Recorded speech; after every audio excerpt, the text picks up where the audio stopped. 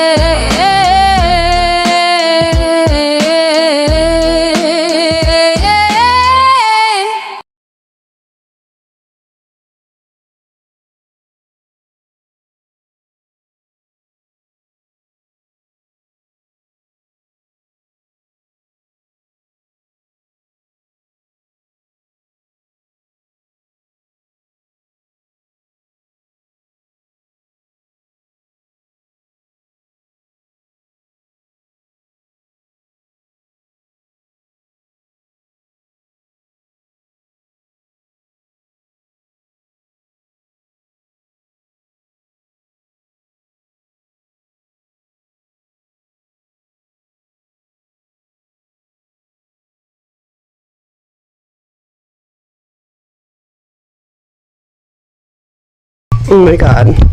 Cuff you, thank God for you. Anyway, I just had a student that's freaking out because everything was due yesterday at midnight and they're missing like a... Yeah, I'm alright, I just dropped something and I just killed about a bunch of people's ears and I do apologize. Whoops, sorry you guys. All right, there always has to be something. I feel like it wouldn't be alive if there wasn't like a catastrophe. At least one. All right, we've had like 3 already, so that's enough of the catastrophes for tonight. You guys, how weird is this? You know how we... Oh my God, just in the 2 minutes, not even, that I've been live, it's gotten 500 more views. On TikTok, I put up the David one about... where you could hear them in the background, and I went in and I cut out all like that background noise. And now I couldn't cut out the 2 girls' voices in the front, but I still was able to hear better. So I threw it up on TikTok and I have like 17.4 thousand views already.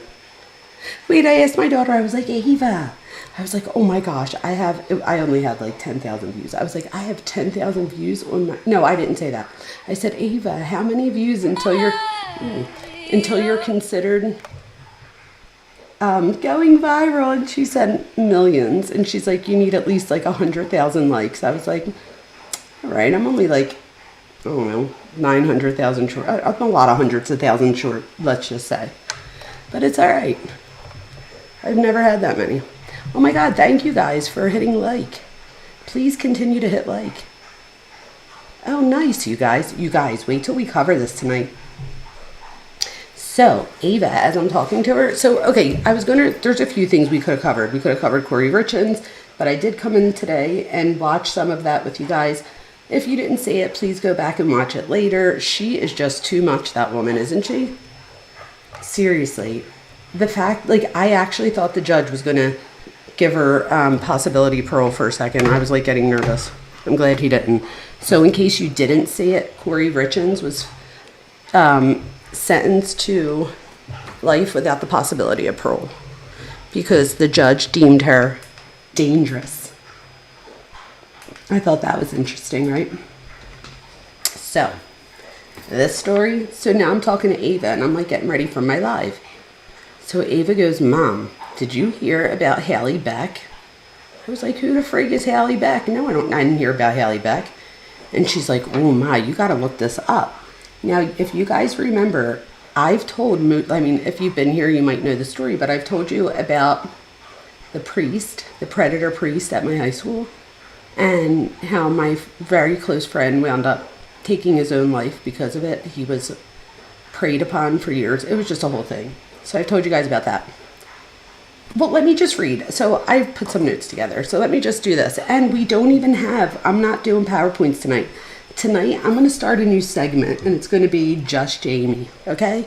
Not Dr. Vona. I'm going to be Just Jamie. And I would say that Jamie, when I'm Just Jamie, or when I'm jumping off of Jamie, or whatever we call it, I would say that my opinions are still formed by my knowledge, but it lets me feel like I don't have to be so professional and have like PowerPoints and all the things. Now, I'm a nerd, so it just made me write more notes. Look, I have all these notes here. It doesn't even look like that much, but there's like 10 pages of notes. But I also have the police report. You guys, when I read you some of these texts, you're going to be secondhand embarrassed. I've told you before, I could be like the next Dr. Ruth. I don't get secondhand embarrassed often. Wait till you guys see some of these text messages and how inappropriate they were. So we have ready for the biggest one. So if you notice, it's Hallie Beck and Angela Burlaka. 2 teachers, same school, same student. What the? Like the audacity, okay? So we have 2 teachers, same high school, same teenage student, and somehow the question people are still asking is, was he a victim? When I saw that, because he's 18, I nearly dropped dead. I don't understand it. If you have a son out there, put a 1 in chat, please. Please put a 1 in chat if you have a son out there or any boy in your life that you love, a younger fella, right? Let me tell you why. Your sons are just as much victims of predator teachers as young girls are. Just because you're a male, like giving you a penis doesn't make you any less susceptible to an increase in like drugs, all substances, promiscuity. I mean, there's just so many things. So kids wind up doing like adult-like things. This is the thing, you guys. Just because, you might have it. Ava, guess what I'm doing? Are you doing the thing? I'm doing Hallie Beck and Angela Burlaka. Oh my god. 2 assholes, Yeah, same high school. Oh my god. 2 Are assholes. anything like juicy? Anything extra? I downloaded the 200-page police report, Did you? and the text messages are like, I was just I saying, didn't go through all of them. I could be like the next Dr. Ruth, which you probably, Ava's like, who the hell's Dr. Ruth? She's like the sex doctor. Like, it doesn't, it takes me a lot to get me like, it's like secondhand embarrassing, these text messages. Really? Yes. That bad. Yeah, they're gross. The ones that I read were like, she's like trying to be like a high schooler. Yes. It's disgusting. So Ava's a senior in high school, and she's saying that it feels like she's trying to be a high schooler. Now, there's 2 people here, so there's not 1, there's 2. And Hallie's the one, her brother is an influencer. She's the one that Ava's saying that she thinks is, still stuck in high school or whatever. Yes. Yeah. Like, I'm going to have to, you guys, it's just crazy. Wait till we read over some of the police report. I can't believe, so they go to the school for the older one. One's 47, one's 27. They're like approximate ages. They go to the school for the one, and while they're there, one of the teachers or principal or something is like, oh, well, I thought you were here for this one. So they open up an investigation on both, and both were found not only to be doing it, but the same and student. I saw in some text, like, what's it called? No, Beck. What is her name? Haley Beck? Hallie Beck. Haley Beck. She was like texting the boy, and she was like making fun of like the age gap between him and like the Burke. Mr. That's Burke. right. Like she was like making fun Oh my of God, people, like, she's so it was right. the age gap, haha. Yes. What do you mean? Like you're 30. What are you talking about? Yeah, she's 50. You're 30. Like. So Ava's bringing up how Hallie, the one teacher, in some of the texts is like talking shit on the other teachers. She's like, oh, they're like about the age gap and like how much jealous older. weird. It was jealousy. Yes, it seemed very jealous. But the thing is, either one of them, whether you're 30 or 50, It's wrong. it's wrong. It's an abuse of power. I'm going to tell you guys how I was only 24 years old, 25 when I became a professor. And my first semester, my students were older than me. My second semester, they were about my age. They would always go to like happy hour after. They were like in the same medical type program. So they were like all friendly. And they used to ask me to come all the time, you guys. And I said no every time. I never went. I was the same age as them. They seemed like they were cool as shit. Even after the semester, they were like, we're not going to be teachers and student anymore. Can't you just come? Nope, I can't. Now, that's not to say that I don't have a few students that don't have a mother figure. And I provide a sense of like motherly guidance as far, and like they're not my students anymore. I have one student, he was my student.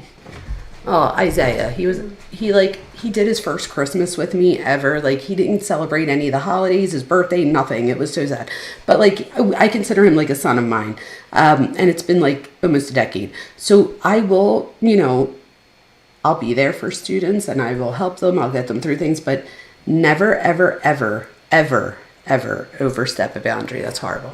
Right? Right. Okay. So let's get started on this, you guys. But Eva, thank you. You didn't start yet? No, I'm starting right now. Oh my god. Yeah, you'll have to tune in. I will. She might tune in upstairs, you guys. Gianna usually tunes in, so maybe we'll get Ava tonight. You'll have to join the chat for a minute. Okay. I will. They'll all- Brush my teeth and stuff. All right, she's going to go brush her teeth, and then she might join chat for a little bit 'cause she has to be a mortician in the morning. Yes, ma'am, I do. I have service tomorrow. I have a funeral. Oh, she has a funeral tomorrow. So there you go. All right, well, let's try to stop in and say hi. Okay, I love you. I love you. I'm so proud of you. Proud of you. Okay. Oh, thank you, Ava. Hold on, wait. Yeah, go ahead. Hold on, Dad. Mom, I told somebody today about you. She said she might check you out. Who? She said that she loved true crime. Just some, she Oh, was like an Ava office Pitt- lady. Ava picked me out today to the office later and told her about the true crime, so Yeah. we might get some. All right, thank you, Ava. Of course. What's that? She's so cute. All right, so who do we have in here today before I start? We have Casey, Serious, Cuff You. Thank you. A Wise Woman's here. Truth is here. Serious is here. What's up, you guys? You guys, wait till you see how horrific this is. And the worst, Fancy Nancy's here. And you guys, want to hear the worst part about this?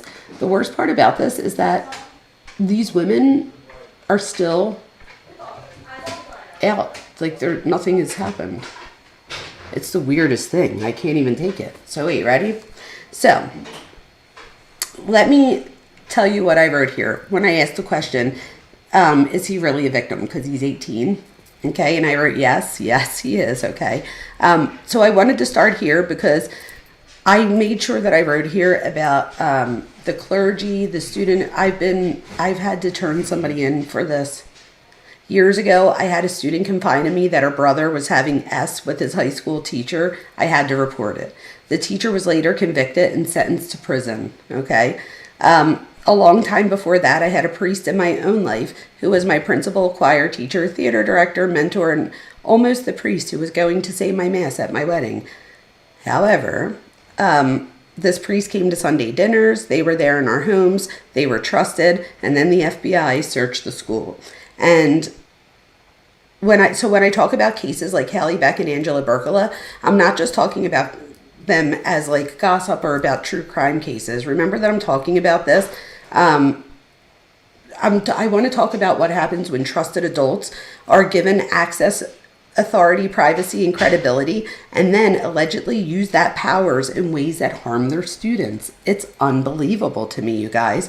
So this is why this case is like important to me, because again, I have that, I guess you would say, personal background on two occasions, which is ridiculous. And when we talk about this in class, it is not uncommon. I actually hate this class, like when I have to talk about this topic in class, because I feel like I'm always afraid that it's going to end with me on the phone with New Jersey sex crimes. Like, it's just unbelievable. I'm like, this is just not okay.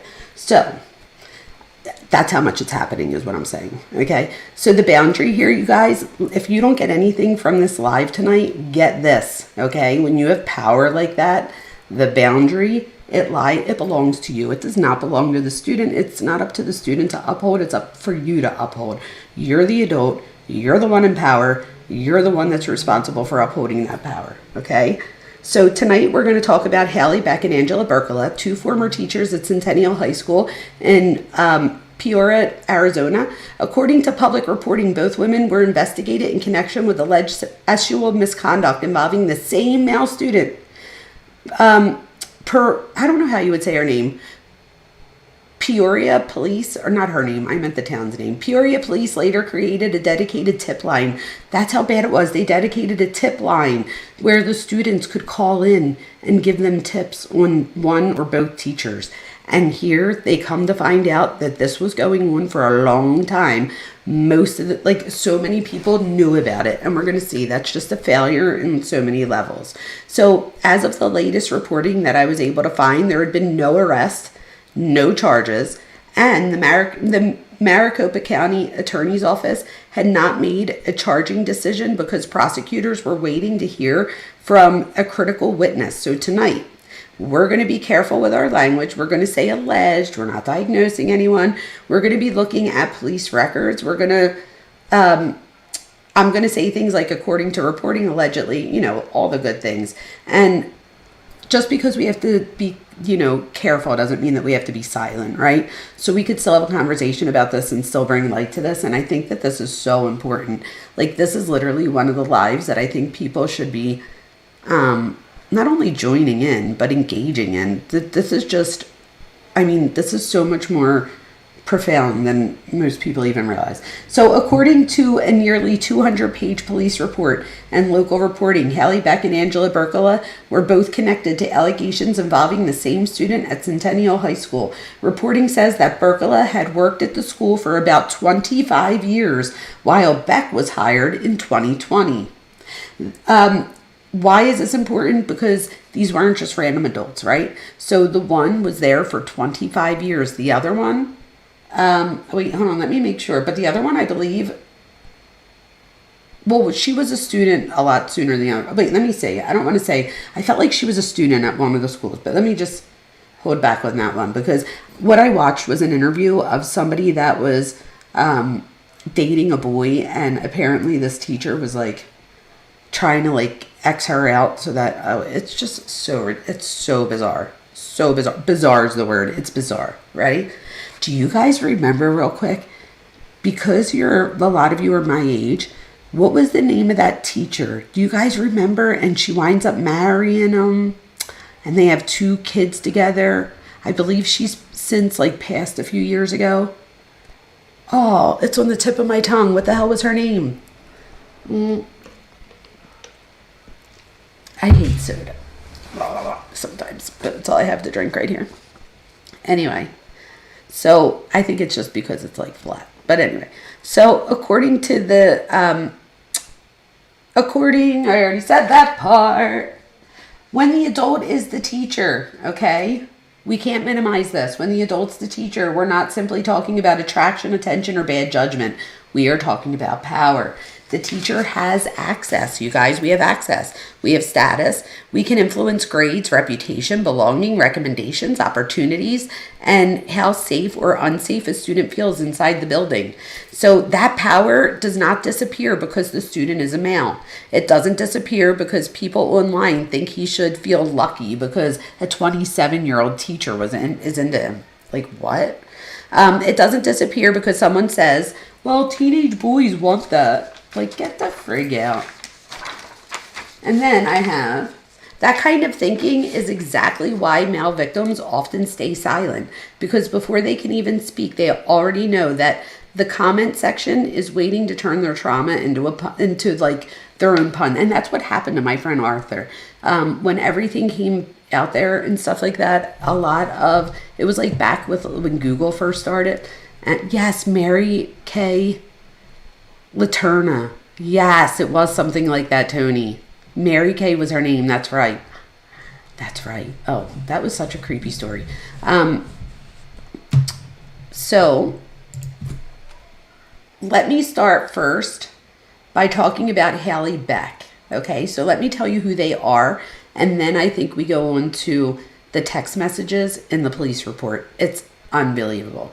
So Haley Beck, according to the reporting, the district's investigators found that Beck had allegedly groomed a student, and police records reportedly included 4,000 text messages, more than 4,000, between Beck and the student.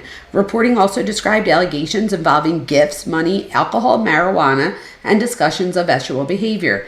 Now, we might not get to every single, text message, but I will put in the description box, I'll put like a link to it. So if you want to go on and read whatever we can't get to, you can do so. So according to the reports, they describe allegations. Oh wait, I already said that part. Sorry, you guys. So what we're going to look at is, what are these details that we're going to look at tell us about psychologically. So because grooming, and we talk about grooming a lot on here, and grooming often does not begin with obvious danger. And I say this all the time. There is a slow progression when it comes to grooming behavior. And we always have to remember that the groomer isn't always just grooming a victim. They're grooming their family, their friends, the community. It's not usually just a victim and the groomer person. And again, it doesn't usually happen. The first thing isn't usually danger, right? It usually starts off slow and then gets, worse or, progressively worse after that. So first, you could be even getting something as little as attention. Think about that. If you're maybe not getting attention at home, or you're not getting attention through friends or whatever else, to this teacher giving you attention, and this happens even in college. A teacher, I'll give a student attention, but I know where the line is, and I can tell when a student is starting, or if a student misinterprets it or wants more as far as more attention than I can give. And I always refer out and stuff like that if they need to speak to someone, or I'll refer them to the school advisors and things like that too, because there's only so much I could do in the college and university setting. So let's say first it could start with attention, then it could be things that they say to them. And this might have happened even with Celeste, right? So things like, oh, you look so mature for your age, or, oh, you're so young, you would never know it. You seem like a 25-year-old, things like that. So they'll say things that'll make the other person, the younger person, feel good. They'll say things like, you're the only person that understands me. Why doesn't my husband understand me? Why don't my kids you understand me so well. I wish other people would understand me the way you are. Then things like, this needs to be a secret, right? Maybe even promises of marriage or whatever, just a future in general. That's so manipulative. I can't even tell you. Okay. So saying things like, this needs to be our secret's a big one. Let me help you is another big one, okay? Let me buy that for you. Let me drive you. Let me be the adult who makes you feel special. And for a teenager, this could be very powerful. But for the adult, it should feel like a flashing red light. That's what I see if that were to happen, or if a student were getting, crossing a boundary. So you're crossing a line you're responsible for protecting, and I'm going to keep coming back to that. It is up to the teacher to protect that line, not the student, okay? So even if a student, is telling the teacher, you're beautiful, I want to do this, I want to do all the things, it is still up to the teacher to say, absolutely not, that is completely inappropriate, right? And you put an end to it immediately, because it is inappropriate. Also think of it this way, right? If you have a bunch of students, and let's say one of these students talks to you in a flirty way, but think of a teenage kid in high school flirting type of way, not a flirting way where you're in your 20s, 30s. So my thing is, if a teacher lets that go or laughs that off, you're just teaching the other kids that behavior is acceptable, and that sometimes in life people are going to talk to you that way, and that you just have to laugh it off. No, Absolutely not. That is not acceptable. Okay. So Angela Burkala. Let's talk about Angela Burkala. Angela Burkala is the 47-year-old. According to reporting, the case came to light because of Angela Burkala. This comes to light after a student's grandmother found an explicit video connected to Burkala on the student's phone. Reporting says that Burkala accused of recording explicit videos in which she said the student's name. So not only does she record it, like, why are criminals so stupid? I don't get it. I don't get it. Serious. Why are criminals so stupid? I don't get it. Fancy Nancy. Why are a wise woman? You're wise. Why are criminals so dumb? I don't get it. All right. So police reportedly recommended a charge of furnishing obscene material to a minor for Burkala, while they reportedly recommended a pandering charge for Beck. Prosecutors had not made a final charging decision as of May of 2026. What? This is crazy. So this isn't just alleged content, you guys. The issue is the role. The issue is the long-term educator taking advantage. Another thing, there's like Snapchats and stuff. I know people don't think that, just because Snapchat says that the message deletes after 6 seconds, that the message really deletes after 6 seconds. Right? Again, I don't get it. So a school employee, she was a school employee. She was a trusted adult. These kids' parents trusted her. Okay? She had institutional credibility at one point. And this is why this is so disturbing. Same thing with the predator priests in my past. It's so disturbing because these people had authority. They had respect within the community. Whether you're a priest or a teacher, that's a sign of authority. It's power. It's like something you work hard at attaining and keeping up, and so on and so forth. And it just makes it that much more egregious when something like this occurs. So this is where I want to connect my own experience real quick. So when I started teaching, like I told you, I had to report that teacher to sex crimes. And one of the things that was really hard about it was that it was a Catholic school. So it was the second time I had an experience with a predator teacher, and they were both from Catholic schools. So that to me was like, do you guys understand what I mean by that? It's like, so it's not only is it like the person in power winds up violating your expectations, but now a person within your faith, more than once, more than one person. And I think that is just so egregious. Hi, Higgins. How you doing? Okay, so this is the thing, you guys. I had power, and every time when I was 24 and that happened, I said no. The boundary was mine to protect, not theirs to understand. And that's another thing. Some of the students might say something to you like, I don't understand. Why are you making a big deal? I'm 18. Or why are you making a big deal? I'm 27. You're 24. Or like, I'm older than you. It doesn't matter. Age isn't the issue here. It's not about age. It's about the power dynamic, the role confusion, right? And it's about holding those boundaries. Okay. So let's see. So the male victim. We have to talk about the gender piece here, you guys. So because when the alleged victim is a teenage boy and the accused adult is a woman, people suddenly forget how abuse works, okay? They start by making jokes. They say how lucky he is, especially with the 27-year-old teacher. It's unbelievable that he probably wanted it because of the things that he says, sure, in the text messages and stuff. And even if, let's just assume that the kid presents as though they want this relationship, just like with Maddie Soto and Celeste, they can't consent. They're too young to consent. It's the same thing with boys, you guys. They're too young to consent, right? So we have to remember that. They say boys cannot be groomed like girls can. That's bullshit. That this is not just ignorant, that it's also dangerous, right? So not only do we need to teach people different, but we need to do so because it's dangerous for our sons and nephews and things like that out there. So also, I put a teenage boy can be harmed even if he laughs about it, okay? So even a teenage boy can be groomed even if he's texting back. That doesn't matter. Just because, like I said, just because they're texting back or being a part of the conversation doesn't mean that it's not grooming or abuse, okay? It doesn't mean that harm didn't occur. It just means that the harm may be buried under shame. Let me say this real clear. The harm may be buried under shame, confusion, and a culture that told him he should feel proud instead of protected. I want to say that one more time because it's so important. Harm may be buried under shame, confusion, and a culture that told him he should feel proud instead of protected. And that's the problem, okay? So the mandatory reporting, let's go over that real quick.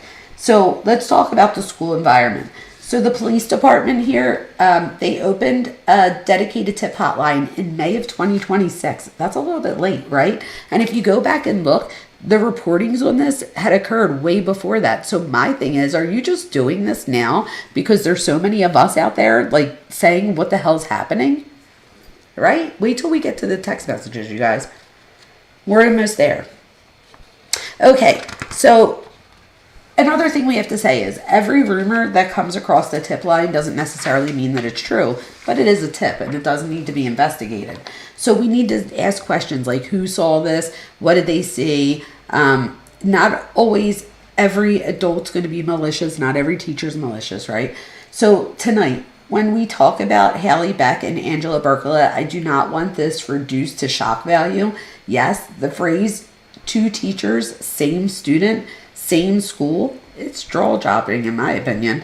But the bigger issue is this. How did the boundary get this broken? Okay? Who noticed it? Who reported it? Who dismissed it? Who protected the student? Who protected the adults? Right? Because this case isn't just about alleged misconduct. It's about power. It's about grooming, about male victims, about school culture, and it's about mandatory reporting. If you are a mandatory reporter, you have to report even if you feel uncomfortable doing so. I was raised in an environment and a culture where you did not tell on people. You kept it to yourself. You handled it within your community, things like that, but you didn't call the cops on people. So when this happened and I had to call New Jersey sex crimes, I actually went to my boss first. I'm just being honest. And I let him know how uncomfortable it made me feel, that I knew I had to do it and that I was going to do it.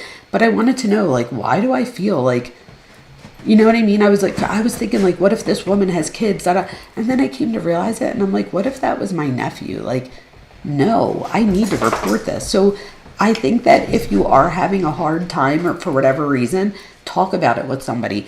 You know what I mean? Maybe just talking through it can help remind you that, you know, you're the adult here and not for nothing, my student knew before telling me that I'm a mandated reporter. So in some way, I feel like even if, you know, they were like, I don't want you to tell anybody, I feel like they knew that I had to and therefore, you know, set it in that setting as a result. What's up, Dub Deuce? What's up, you guys? Welcome in. This is just nasty. I totally agree with you, Truth. So let's keep going. It's about the adult's responsibility to protect the boundary even when the student doesn't understand why the boundary matters. Okay? So they might not understand yet why the boundary matters, but someday they might be parents. They might have sons and daughters of their own, right? That are going to be in high school someday. And they don't want this for their child. Protecting students is what's important here.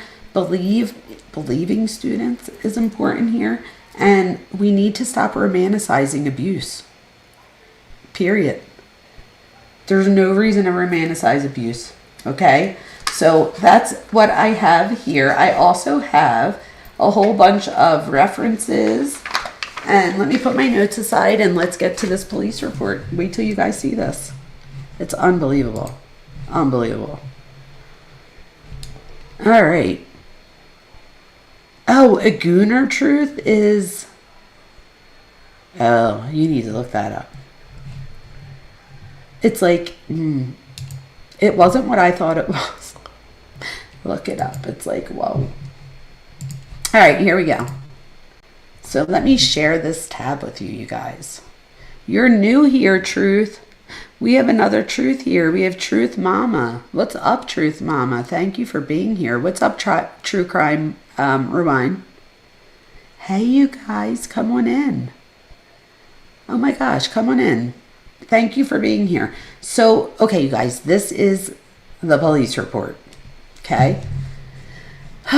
So what I did was, I remembered what Kresha taught me, the Control F.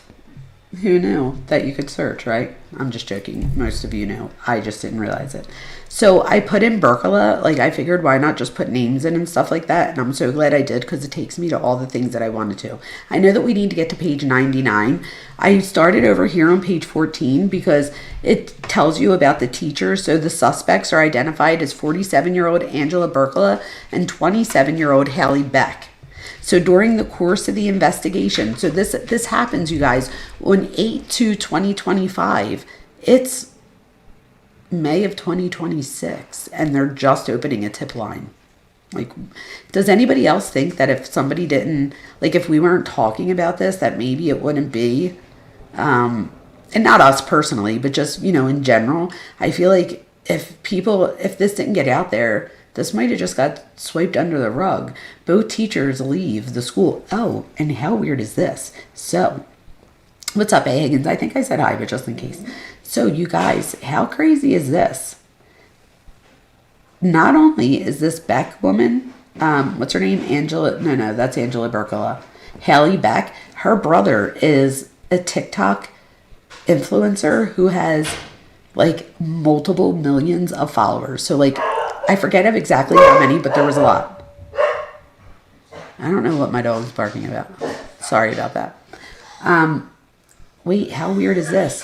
So the brother is a TikTok influencer. The sister of the TikTok influencer is this Hallie woman that is being accused of this.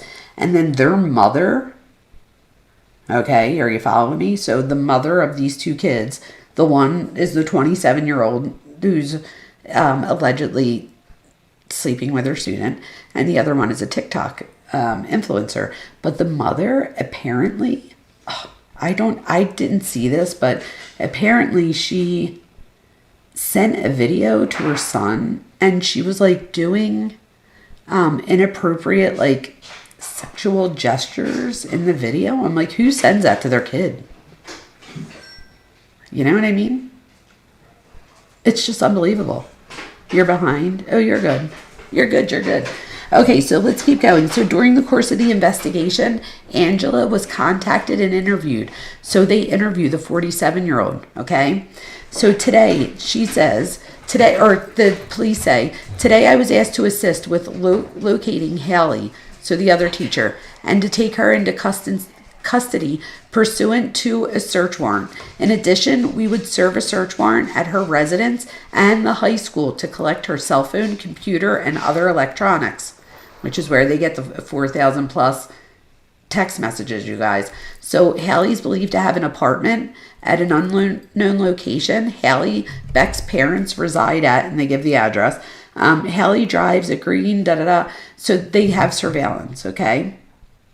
Detectives observed Hallie arriving at her parents' residence in Marconi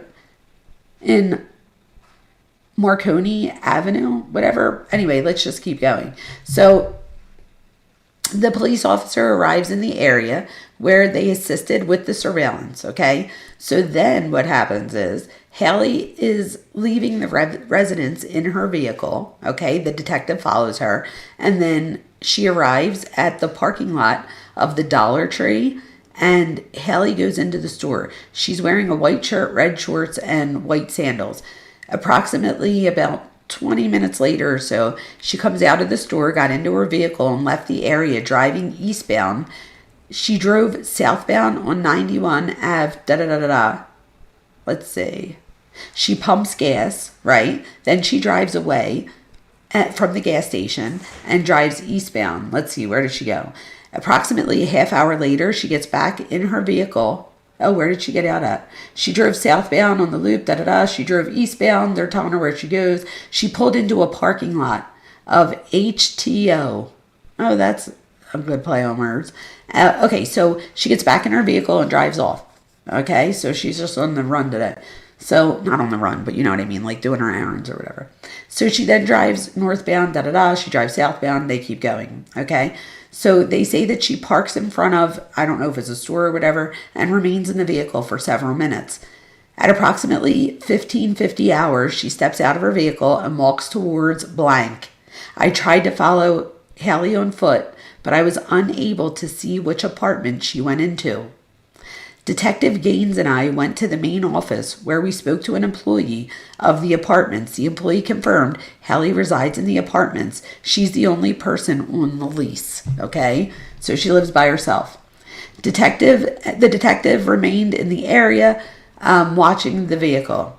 At approximately 16:20 hours, a white Jeep Wrangler driven by a female arrived in the area. Hallie walked out and got into the passenger seat of the Jeep. They drove away, and we followed them.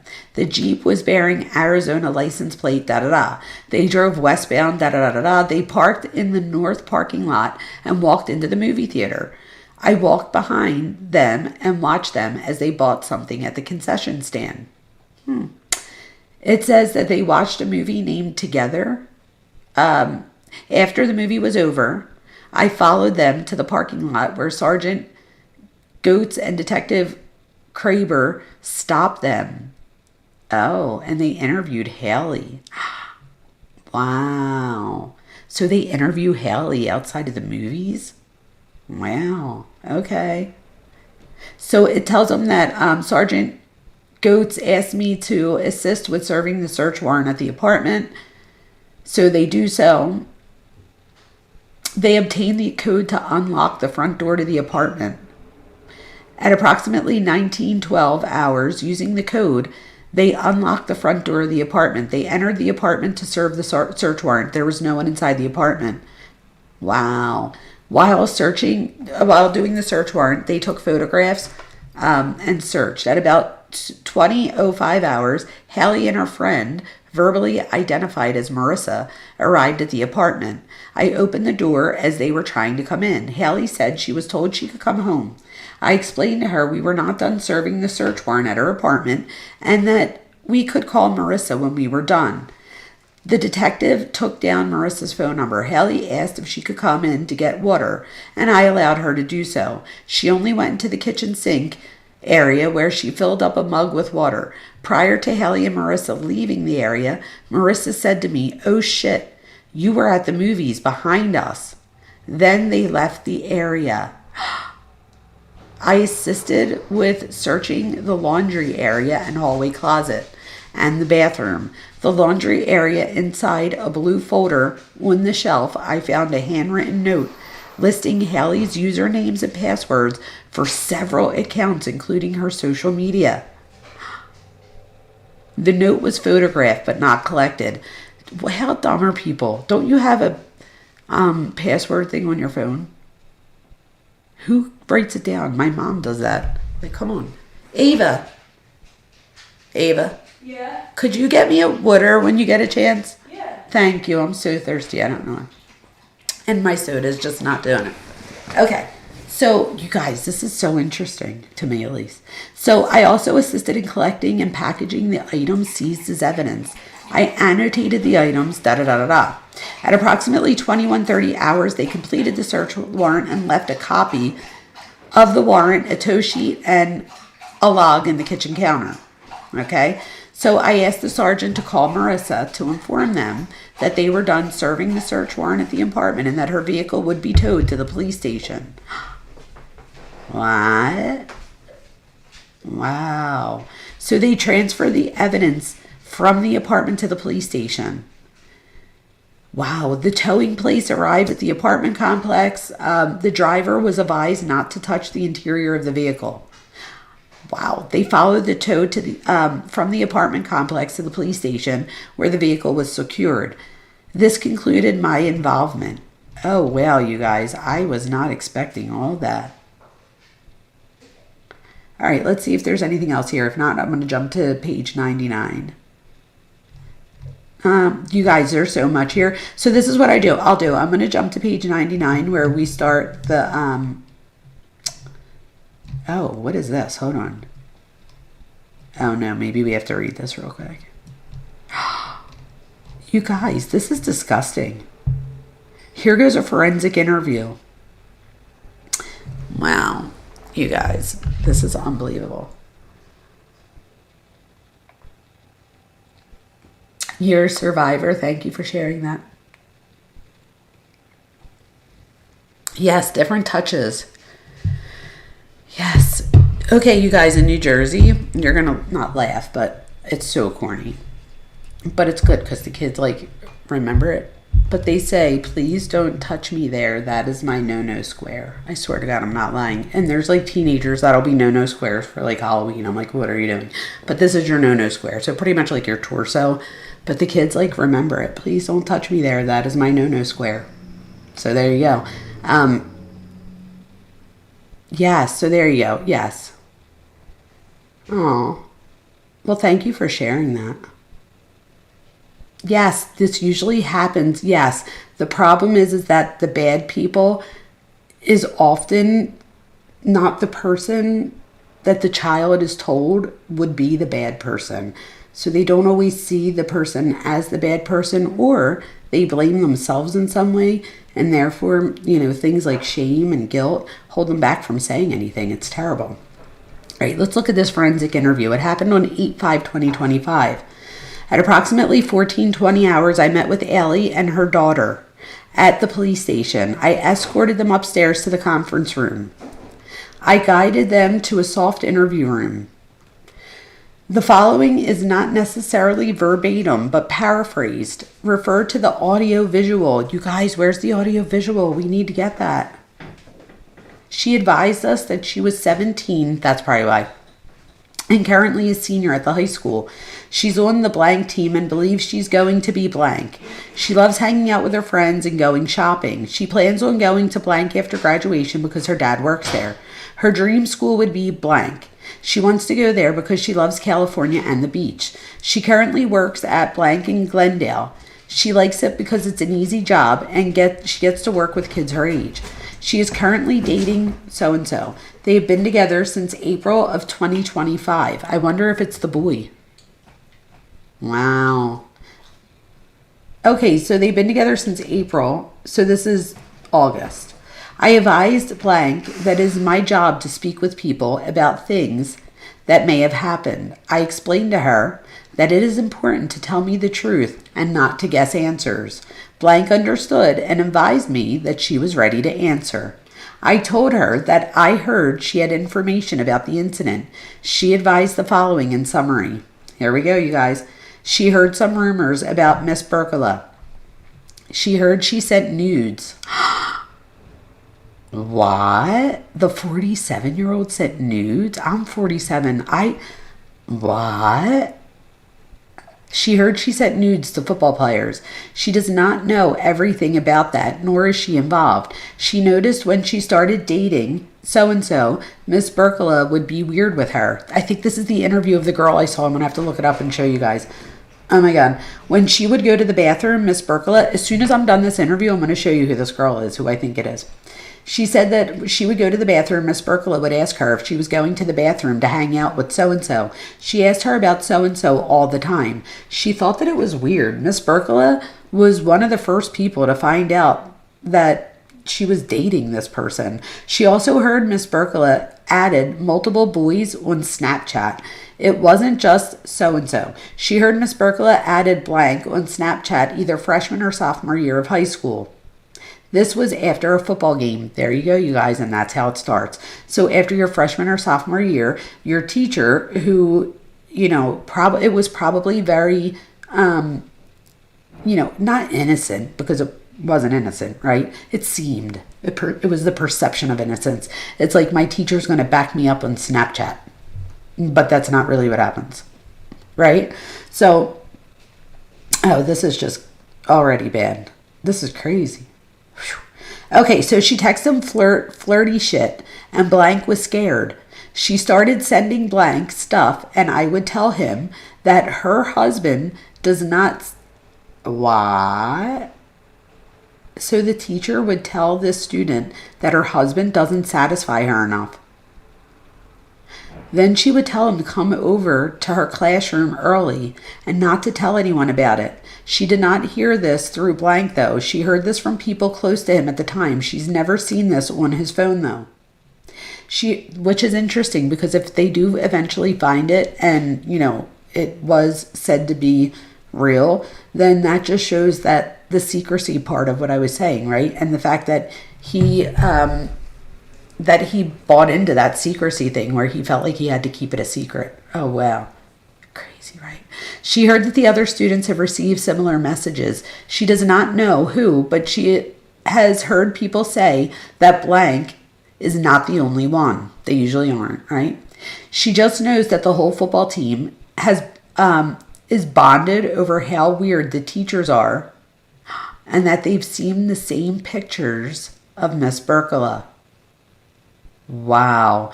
With Miss Beck, she is a weirdo, in quotes. She is weird with all of her students. She is weird with all of the high school boys. She is flirty with and fixated when still being in high school. Everyone knows that. Other teachers have questioned her about it. Miss Beck has told them about the teachers questioning her. She has never liked Miss Beck. She had Miss Beck for psychology last year, first semester. Miss Beck used to text so-and-so. I guess it's the same boy because it's the two teachers, one boy. She would text all of the football boys, but specifically this particular boy. She would send him money and weird shit. She would ask so-and-so about her so-and-so. She would ask blank, "What are you doing?" In which he would respond, "I'm with blank, bro." Miss Beck would call him weird. When blank responded, he would be rude to her and tell her she's being weird for texting him. He would tell her this is going to get her ass in trouble. She just did whatever. She never saw anything freaky in the text from Miss Beck. I would just be here sending him money. Oh, she would be sending the boy money and asking him, "What are you doing today?" Or "Let's go get food." It was like she was trying to hang out with him. One time she knows Miss Beck hung out with so-and-so was when they went to Fired Pie. He was with his friend and she met up with him and said she would pay for his food. She, blank, did not even know about that until she asked blank about it. He got mad when she asked. In other messages, Miss Beck would send photographs of herself and ask blank if she would post them to her Instagram. Blank would tell her he doesn't know.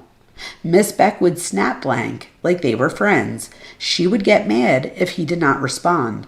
She would save photographs of blank in Snapchat. She does not know if blank just looked good in the photographs or what. She saw one photograph of Miss Beck posing on a balcony. She had on a tank top and pants in the photograph. She told blank that Miss Beck was chasing him and that what she was doing was weird. Miss Beck is not at all that. She does not have proof of this happening, but she just knows it and that it's weird. She knows that Miss Beck texts other students and follows them. Miss Beck coaches the girls' soccer team, and what she heard was when the investigation started, Miss Beck started unadding her students. Oh my God. Her stuff got confiscated before she could delete the account entirely. She does not know if that is true, though. Miss Beck and the soccer girls are really close. One of her friends, blank, is on the team. Blank is not into drama, but she hears all of it. Last soccer season, they all heard how weird Miss Beck was with her students. The girls knew that Miss Beck was weird with them, but they had a really strong connection. Miss Beck would call them out of class and do favors for them. She would let them leave the high school and get food. It created a sort of trust with them. Now all the girls can't believe their coach is gone. If anyone has accurate information about the situation, it would be so-and-so. She's on the soccer team, but she knows a lot. Blank has no connection to her, or blank only has a connection through Miss Beck, but for some reason she knows a lot. A bunch of students, mostly graduates, hung out in Miss Beck's classroom after school. They had weird connections with her. She would ask people to go to her car. She never heard anything physical happening, but she had weird connection with the students. It was mostly the football team. Everyone knows she hung out with the football team. She would call the players out of class and have her come sit in her room to hang out. She, blank, asked one kid in her class if Miss Beck was weird with him. He answered, "You'd have to ask Miss Beck." Like, I'm not saying anything. Blank was even freaked out by it. He wasn't hiding anything from her, but shit's weird. He didn't want to get in trouble with Miss Beck. To her, blank made it seem like he did not get rid of her sooner because he didn't want Miss Beck failing him in the class. And there you go. There goes that power dynamic. Wow. Miss Beck would send Apple Pay payments to blank. She does not know what it was for. Miss Beck would just send it if blank asked or needed it. Blank figured he would just take advantage of it because then he didn't need to get a job. It was just random. Blank would say, "Hey, you want to get me pizza?" And she would send him like $30. She thinks Miss Beck sent him large amounts of money. She did not look into it because she didn't care. She thinks this all started last year, about a year or two ago. Blank had Miss Beck sophomore year of high school. Blank also had Miss Beck last year as a junior in high school. One time she thinks in March of 2025. So you guys, this is just a few months ago. Blank and her were driving. 2025, my bad. Blank and her were driving. Blank advised he needed to drop his school computer off somewhere because he was having someone do his homework for him. She asked him where they were going, but he would not tell her. She did not question him. They went and dropped off his laptop. She ended up connecting the dots that it was Miss Beck's apartment, which is near the Target or Dutch. She connected the dots because she saw texts from Miss Beck about it. Miss Beck would write that his blank computer is charged and that she turned in all of the assignments except one because his computer died. She would text him all the time about it. It was so weird. She does not know what classes she did the homework for, but it was definitely psychology. This is another thing that gets me so mad, you guys. This is a psychology teacher. Like, this teacher should know better. Most of the homework for his junior year she does, right? And she advises that Miss Beck does his homework for him for no reason and that she's a weird ass bitch. This is quotes. This isn't me. This is quotes. Miss Beck texts blank all the time. Every time she was with blank, there would be notifications from her. She would tell blank he was weird for hanging out with her. Most of the conversations was about them getting food together or asking if he wants to hang out in the classroom. Miss Beck would let them leave the campus for lunch. She would give her card to him to buy her lunch. Most of the time, she would pay for their food. Mrs. Beck had a weird thing against her blank. She would bring Miss Beck her food or drinks, and she would not even acknowledge her. One time, she brought a drink to Miss Beck and later text blank telling him to never have your little girlfriend bring stuff to me again. What? She would ask the football boys if blank and her relationship was serious and if they were going to date. It was so weird because why would she care? Miss Beck was just weird. You guys, isn't this is crazy to me. So Miss Beck, she clearly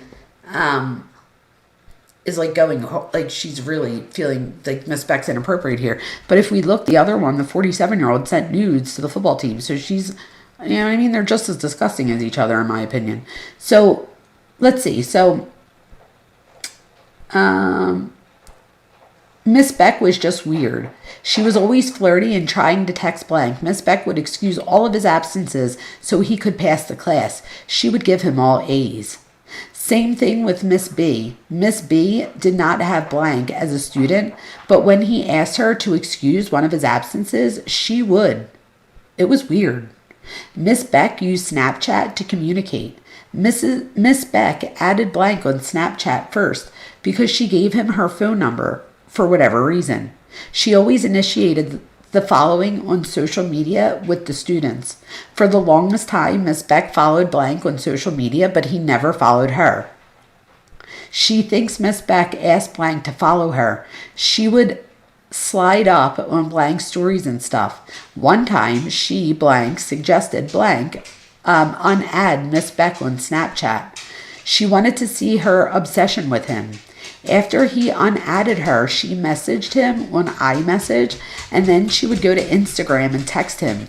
She used to send him TikToks too. She does not know what TikToks were sent though. She does not know of any other times that blank and Miss Beck hung out besides for the fired pie incident.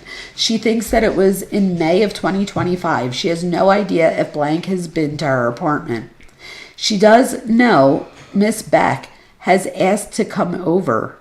Why? She is text blank after he asked for money and responded along the lines of, only if you come over and watch a movie with me. What? What? Blank would call her weird for saying that. She asked Blank about Miss Beck. She does not know. Hold on, Allie. She does not know. Wait, hold on. This is what I'm going to do real quick because Allie's going to bark if I don't let her up. I'm pulling this up real quick so you guys could see this girl. So we're going to put in, what the hell's her name? Beck, but what's her, oh my God. I just drew a blank. Haley.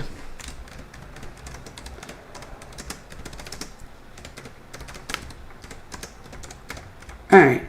So this girlfriend, she does a video. Oh, this is it. All right, let's look at this real quick. So this is Kylie. Beck has gotten herself in even more trouble. All right. Hold on, so this is Kylie. Oh, how weird is that? I was already subscribed to her. That's awesome. Okay. So let me share this real quick. So I'm going to go let the dog out for a second. But this is the girl, in my opinion, that is, and I don't know to be sure because they blocked her name out because she's a minor. But in my opinion, this appears to be the person that is being interviewed. Okay? I don't know if you guys feel the same, but after you see this, I think you will. So let's listen up real quick.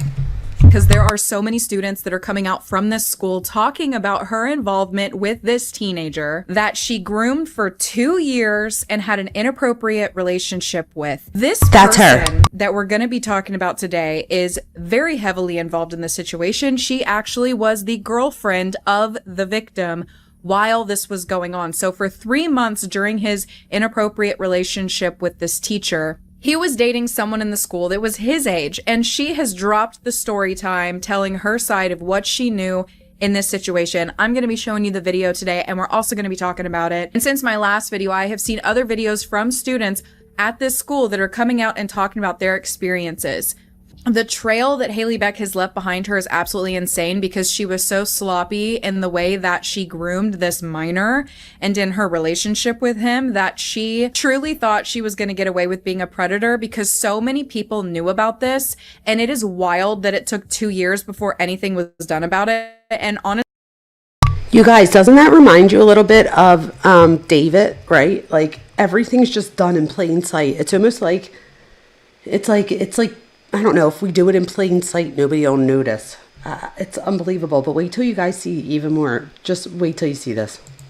I'm still waiting on an arrest here after this because he was a minor when this started, but maybe like the David situation, this is just going to take a while. We'll just have to see how it goes, but she should legitimately be arrested and this should be taken as serious as it would be if she was a man. So the first TikTok that the victim's ex-girlfriend had posted about the situation was basically teasing that she was going to talk about this and share her side of what went on. She said, "Everyone send me $20 because my boyfriend cheated on me with a teacher." She wrote in the description, "Haley Beck, I hate you. Get me rich for going through this." And honestly, for real, she needs to drop her Cash App because she deserves some payment for what she had to go through because it is wild. Imagine being a teenager in high school and having a boyfriend only to later have to be questioned by the police for 6 months about his inappropriate relationship with a teacher that hated you. Because Haley Beck in these text messages in the police report hated this girl. There's so many instances in these text messages where she's trying to get the victim not to like this girl, to not be associated with her, and we're gonna I definitely think that this is a girl that's being interviewed, in my opinion.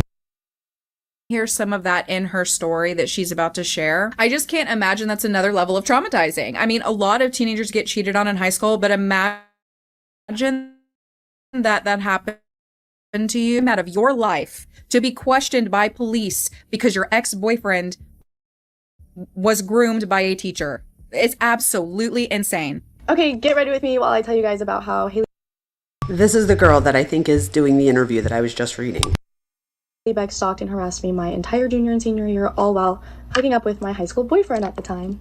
Okay, so I know there was a lot of like miscommunication and misinterpretations of what actually happened, so that's what I'll be trying to cover today. Mostly focusing on what involved me directly because there are a lot of things I'm not 100% sure of. Okay, so him and I started dating last spring. It was like April probably. And then I had her as a teacher the semester prior to that, so first semester of junior year. So for everybody like asking me if I knew about their relationship, I literally had no idea. Like I did not know about any of the intimacy going on, anything sexual. But I did know about her texting him and sending him money, trying to hang out with him, because I was aware that she was doing this with other boys on the team as well. The only reason I didn't report it is because I felt like it wasn't my place to, because so many people knew about it and it hadn't involved me yet. Haley had it out to get this poor girl. She was trying to cause division in their relationship. She said that Haley would go to her and talk bad about the victim to try and get her mad at him and to cause fights. And then we also saw in the text messages, she was doing that with the victim as well, going and talking badly about, I guess, Camel tail, anyone? this girl's name is London from what I'm seeing on her social media. We're not going to mention the victim's name here because this case involves obviously him when he was a minor, and I don't want to out any of that information. She posted this on her TikTok, so I am going to be saying her name just because you can see it on her social media. Haley Beck would go to London and talk about the victim to her to get her upset at him, trying to get them to not be involved with each other. I would tell him and I that like either I was a bad person, he was a bad person, he's doing this, she's doing that. Kind of just like giving me reasons to be mad at him, but we never really fought about anything else. She would just text him all the time. He was also disrespectful AF to her. Like if you guys read the text, like you guys know, which is also another reason why I hadn't questioned him physically getting with her. I just didn't expect that of him.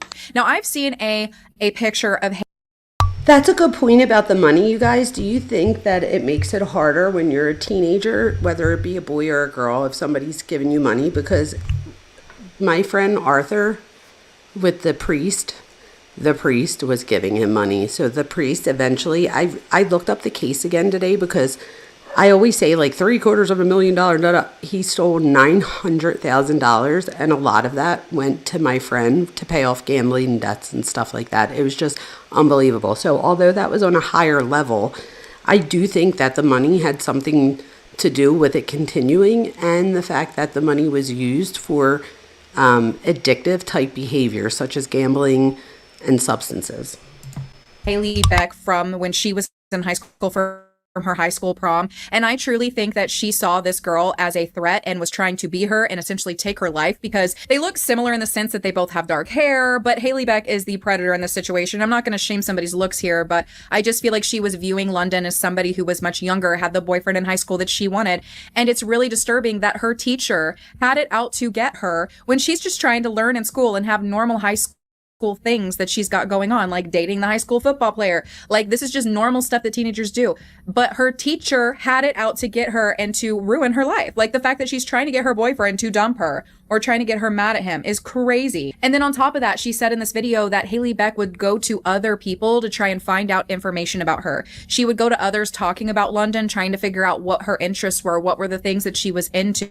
So when people started finding out that we were actually like together talking, whatever, Haley Beck started asking students in my class and my friends, just anybody that like had any relationship with me, random questions about me. Like she tried to find out him and I's relationship status, like what we did together, how we acted. How weird is that, you guys? Why is the teacher asking those questions? I think it's already weird, in my opinion, when students start to share those things. Like sometimes Ava, I don't know if she's on here, hopefully she's not hearing me, but sometimes I'm like, wow, you guys really do tell like the counselors, especially like the psychology teacher and stuff. So it's like, usually it's the kid doing it, not the teacher. The fact that the teacher's the one that's prying for information here is just gross. Did what I did in my free time, who I talked to, who I hung out with, like really weird things that teachers usually don't care about. There was also this specific time where she was telling one of the football boys on our team that I was stealing her boyfriend and that she needed to get rid of me. Around the time of her stalking me and viewing all my socials, questioning people about me, it was probably mid-May, so the semester was like close to ending, which is another reason as to why I hadn't reported anything, because he told me he was only in communication with her so she would pass him in the class. And although we had a closed campus, I would be interested to see, did Haley start dressing like her? I don't know what her style was, but I'm really curious if she started. Oh my God, that's Miss Beck when she's in high school, isn't it? Oh shit. So, oh, that's so interesting, you guys. So, but is she like still stuck in high school? Trying to mimic her and some ways because Did she, like, Haley is peak in high crazy. school? And honestly, seeing her obsession with this minor, like this girl is also a minor that she was targeting and trying to ruin her life and take her boyfriend. She was probably trying to dress like her and look like her too. You get to a whole other level of crazy when it's a girl that's crazy, because she's gonna like literally psychologically try and destroy your life, and that's what she was doing to this girl. It's awful. She also went and told students at the school that she's also talking to inappropriately about things that she should not, that the student London was trying to steal her boyfriend. So it's like so many people knew about this. London even says later in this video that she feels like everybody knew about it other than her, because not only did students know about it, not only did the victim's friends know about it, not only did Haley's parents know about it, because she said in one of the text messages that he was at her house, her parents' house. Not only that. What? Are you serious? Is that them? Or is that her brother? I don't know, but her brother's a famous TikToker. But London clarifies in this video that the victim's parents knew about Haley, and that his mom actually went to his girlfriend and asked, "Are you bothered by this? Is this bothering you?" She did end up getting put on leave. He had already moved out of state, so I was getting questioned by like police, attorneys, lawyers, whatever, for the district, school, I don't even know, for like a 6-month span, like genuinely from like August to December. It was just questioning. I actually didn't end up finding out the truth until April 2nd, which was like 2 weeks ago. And I only found out because one of my close friends sent me the entire police report where I read all of the texts. Yay. But it is true that both of his parents knew. I remember oftentimes in a relationship, his mom would ask me what I thought about the situation, which I was like, yeah, it is what it is, like it's over. She just said both of his parents knew. I heard them say both of her parents knew. Wait, S in her parents' closet. Did I miss that? Works. I didn't know they were actively having sex. But yeah, his parents both knew, his family knew, his friends knew, everybody knew except me somehow. It is also true that when our principal was told about it, probably around a year ago, he didn't do anything about it until the police were involved. So that's another thing. London knew that they were texting. She knew that they had a text relationship, but she didn't think that they were having sex or doing anything inappropriate. So it's not like she was aware of the severity of it and just... Real quick, how do we know that something happened in the parents' closet? Like, did I miss that? Did you read text messages that I just didn't get to yet? Because I just learned about this story today. My daughter taught me about it, and I did, as much sleuthing as I could before we got on. So I do have the police report, and I watched a few videos, but that's about it. So let me know if there's stuff I don't know and that I should look into. Just didn't say anything. Like, she didn't know any of that stuff. She would later find it out. And actually, she says in this that she found out about 2 or 3 weeks ago when all of this information came out. Like, when we were reading these text messages, his ex-girlfriend was finding out for the first time that she was cheated on during that time. Like, she did not know. She said that Haley had reached out to him while they were dating on his Instagram, and they were at this resort together, and apparently London got mad at him, and because of that, he ended up blocking Haley on everything, which I'm sure sent her searing. I'm sure she was fuming over that because she was obsessed. And we saw these like massive storybook sized messages that she was writing this kid whenever he wouldn't respond to her. Like, you can imagine how crazy she went when she got blocked. But the last text I saw was in the middle of June after him and I spent the weekend at the Princess, which is a resort in Scottsdale. It was her reaching out to him through Instagram, and I obviously got upset about it, and he blocked her on everything, and I hadn't questioned it since, because I don't know. I'm like not really the type to go through phones or just do any of that, so I didn't, which I guess I should have. So Another thing that she said in this video is that Haley would give students her credit card to go get her food, and there was an instant... No, I don't know about her sore throat. Dub, how old are you? Are you younger? You don't have to answer that, obviously. And when I mean younger, I mean like under 40. I'm so old, you guys. It's where they went to go get her food, and London had brought it back to her. She later ended up raging at the victim and being like, "Don't ever let her bring me my food again." Every day we would leave for lunch, and Haley Beck would give us her credit or debit card, I don't know which one, and she'd have us bring her back food. During this time... This is definitely, in my opinion, the girl that's doing the interview, because this is the exact story that she told in the interview. It was probably like a 3-week span of just getting through the end of the school year. So during this, she would text him telling him not to bring me near her, like not to have me deliver her food. It only is allowed to be him. Like, that is disgusting. You are a teacher at this school. Your sole purpose is to teach these students so that they can move on through their life with an intelligent head on their shoulders, and maybe things be a little bit easier for them in this extremely effed up and difficult world where things are hard enough. And instead, she went in there and psychologically effed with these poor kids' heads, screwed up their high school experience, groomed and victimized a footballer who had his whole world ahead of him. And then his parents are so disgusting that they allowed this so that he could have a scholarship, so that he could get away with not showing up for school, so that he could get away with not trying hard enough to get his grades up, so that he could get away with things other students could not get away with. They allowed him to be victimized by this woman. It is next level disturbing. It makes me sick. Lock them all up. I'm sorry. Oh, Dub's our age, you guys. But tell me about Dub. I don't know about the thing. A wise woman says, I think I heard that something did not feel accepted in high school. And there was speculation that she wanted to be the popular girl and made herself into that as a teacher. So it's funny you say that, because my daughter Ava said something so intelligent before I went live. She was like, Mom, she's like, you know what I think? She's like, and again, she wasn't, stereotyping teachers in any way, shape, or form. So let me put that out there. But she's like, do you think, so not teachers, but do you think when we see like these women predators that are teachers, so not teachers in general, just the ones that happen to be predator ones, do you think that they chose teaching, which obviously, right, probably, but not necessarily because they were like, I want to be a predator, let me be a teacher, but more because they stayed in that, like, and this doesn't make it right, but they stayed at that mental age.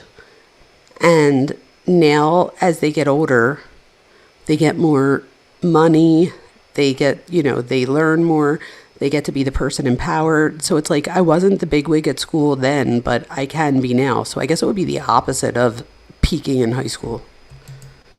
Lock them all up, lock them all up. They do not deserve to be walking free, because they, like, teenagers, to me, they're still kids. I know they don't want to hear that. Like, they're not little kids, but they're still so young, and they don't even realize until they get in their 30s how young they really are. Like, it takes a while before you realize, wow. Like, I was super young. Like, the things that some adults were doing with me and around me when I was 15, 16, even 14 years old makes me sick to my stomach. And you just don't realize how bad it is until you get to my age and you look back. Now, there is another student that I totally agree with that. I want you guys to tell me in the comments, if you feel like you can, give me an example, anything, not like necessarily something that was inappropriate, like, S or something, but give me an example that you remember that you were way too young to experience whatever it was that was happening. So like whether, the parents were drunk in front of you or whatever the case may be. For me, I instantly think of one particular instance. I was a freshman in college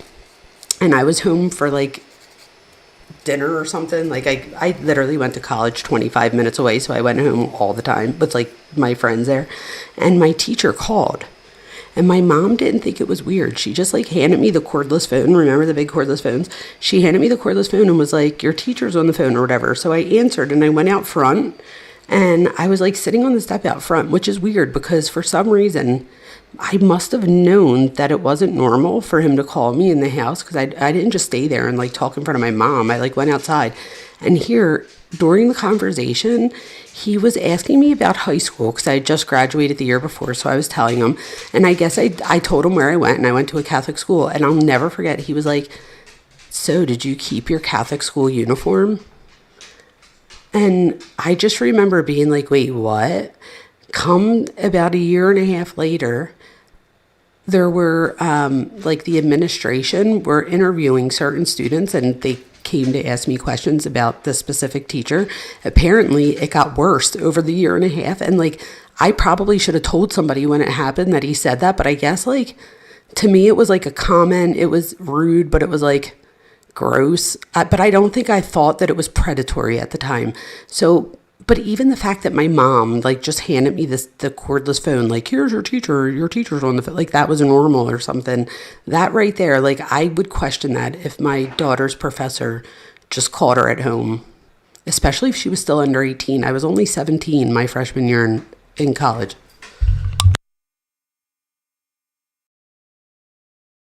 Did a little slideshow on their TikTok. They said, I had Haley Beck as my teacher last year, and what happened in that classroom was the farthest from normal. Her creepy attempt at flirting with young boys that came in her classroom was something almost everyone spotted just by watching the way she interacted with them. She wasn't like this with just the victim. Any guy from the popular group could walk in and out her classroom at any given time and do absolutely whatever they wanted. I'm talking would come in and interrupt her teaching, and instead of correcting, she would stop mid-lesson and full on start joking and talking with them, asking about their plans after school and after the football game, asking about their girlfriends and crushes. It would quickly turn into their hangout at the back of the class. It was creepy and extremely noticeable how badly she wanted them to like her and include her. She would give 100% eye contact to them and long stares, almost like she couldn't hide the thoughts that she had about them. She not only stopped teaching just to have conversations with them, they would come in her class and immediately go sit at her desk, go through her desk, and then she would go pull this move. And then they proceed to post the picture of her leaning over her desk. So in this photo, the student is sitting at her desk that she is leaning over, and actually if you look at his phone, Ew, look at the face she's making right there. And she's like leaning over with her shirt coming out. Like, what?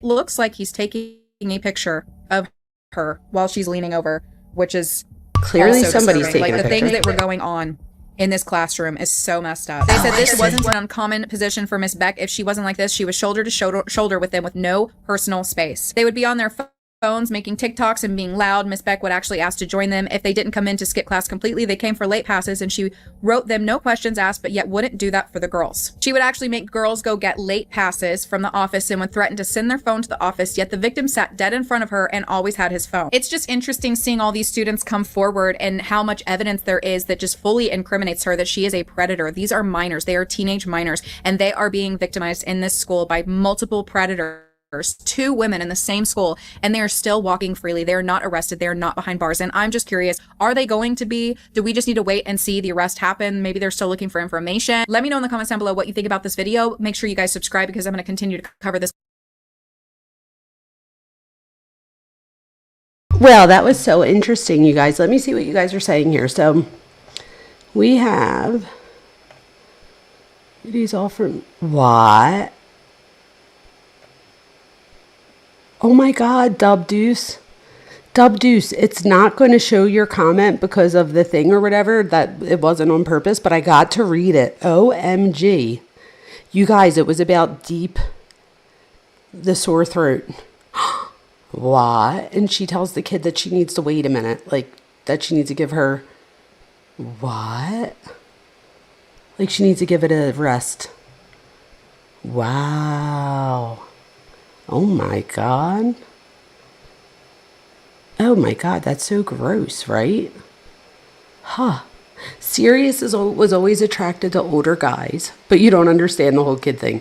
That's so funny. So, and that could just be too serious. I mean, there's a lot of reasons for that, so there's no need to speculate on that, but it literally could just be that, you know, girls tend to mature 2 years sooner than guys. So I don't know at what age you're talking about, or if you still like older guys now. But that could have, you know, it could have been more that you were more mature at the time. Some moms talk about how they think their kids' friends are, and I'm like, oh, get the F out. It's just so yuck. Oh, exactly. Exactly. I know what you mean. So, exactly. I'm so glad you just said that, Sirius. So this is the thing, you guys. I'm talking about teachers tonight and predator teachers and stuff. We have to remember that I'm literally, instead of teachers, like, let's make the word an authority figure, including your parents. So, like, when I hear stories of parents that are, like, divorced now and they're, you know, them and, like, the mom and the daughter living together and, you know, in the apartment, and she's letting her have all her friends over and she's buying them alcohol, and then all of a sudden mom sleeps with, like, it's like, wait, what? I just, like, do you not think that this is going to affect your kid later? Hi, Birdie. How you doing? Ugh, it's crazy. So let's see what else we have here. I wanted to see if anybody wrote anything. I never dated someone younger. I was way too young to experience almost any of my childhood. My parents actually tried to set me up with grown men till I was 14. That is terrifying, and I am so sorry. I can't think of anything worse when you're 14 than the thought of your parents hooking you up with older men. That's horrible. I'm sorry that happened to you. Especially if it's like what I'm, like the way I'm thinking, like, is, and again, I don't mean like in an SU way. I just mean like an older man, meaning like if you're 14, anyone with like 10 years older or whatever. So I don't know how old these older men were, but oh geez. Hope you're having a great night tonight. I also have, this is the thing, when parents set their kids up, that's not always a bad thing. Sometimes it's a good thing, right? But, well, forget the fact that you were 14. That's just not okay at 14, right? But I always feel like it, like, not always. I feel this way. I don't think this always happens. This is just how I feel. So when I say always, that's what I mean. But I feel like often the other person takes it as like they can't find a date on their own, or like their parent doesn't approve of the people they do date, so they're hooking them up. But then again, I guess you get in like your 20s and shit, and if there's somebody that your parent knows about that they're like, oh, I work with this new guy, like, of course, like, help me run into him. Absolutely. Let's see. When I was in college, my professor told me he would sign off on a class I needed to graduate, and had me meet him at the local bar. At the time, I didn't think anything of it. Now I'm like, whoa. That right there, Fancy Nancy, is the exact scenario that I'm talking about, you guys. It's so crazy you said that, because the story I told in the very beginning was about my students and how they wanted me to meet them at the bar, and that I refused all the time. Even after classes ended, like, I still didn't do that. So, I mean, there were just so many other ways. And let's assume back then that email wasn't one of them, right? He could have like Did you just hear what I said? You could have left the paper like in his mailbox. He could have signed it, and you could have went back to his mailbox to get it, or you could have met him in the office, or you could have met him in the classroom, or on campus somewhere at the library or something. So that, and I think that it's important, because I don't think we always take that stuff into consideration, and we need to be telling our kids that that's abnormal. That's not okay. Oh, you think the creator does a lot of stuff on the Duggar family? I like this creator. I didn't even realize at first who it was. And then when she started talking, I'm like, oh yeah, I do remember subscribing to her. That Professor Fancy Nancy was going to see what you were willing to do to graduate. A. Higgins, ding, ding, ding, ding, ding, ding, ding, ding, ding. That is exactly right? So I guess the thing there is, if Fancy Nancy would have been like, oh, what are you doing? Or like would have went there half lit and been like, yeah, let's have a drink. Or like in other words, I agree with A. Higgins. It was like, how far will Fancy Nancy let me go? And just having you meet him at the bar and you saying yes to that. Did he ask you if you wanted a drink or anything by chance? Oh, you say, I met him there. He did sign off on my class, but I didn't have a drink with him, thank you, because I had to go to work. So he asked. So crazy, I didn't realize how wrong that was. That's crazy, so that means he asked. You so got lucky. Wow. That's crazy. Oh, you guys, I did ask about the sore throat, and the comment never went through. I just got to read it behind the scenes, and I wanted to know, so whatever. I don't know if that's what that was about. So a wise woman said, it was in that way. Fancy Nancy, my parents never talked to me about authority figures. And this is the thing, you guys. Not only do we need to be talking to our kids about authority figures, but we need to tell kids, like when we were younger, and I don't know what your parents told you, but a lot of our parents told us, like, if you get lost, go find a police officer and, or go find a person in uniform and tell them you're lost. I always told my kids to find a woman with kids. The chances of a female who has kids with her, like, so let's say she's pushing the stroller and has another toddler next to her, the chance of that woman stealing your child is slim to none. So I used to tell my kids, if you get lost, please, please, please find a woman, like another, I used to say a mommy, find another mommy with her kids and go ask her for help, because she's a mommy and she'll know what I would do.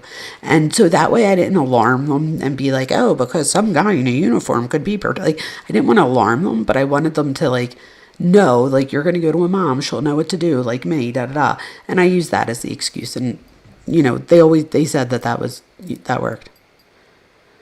Let's see.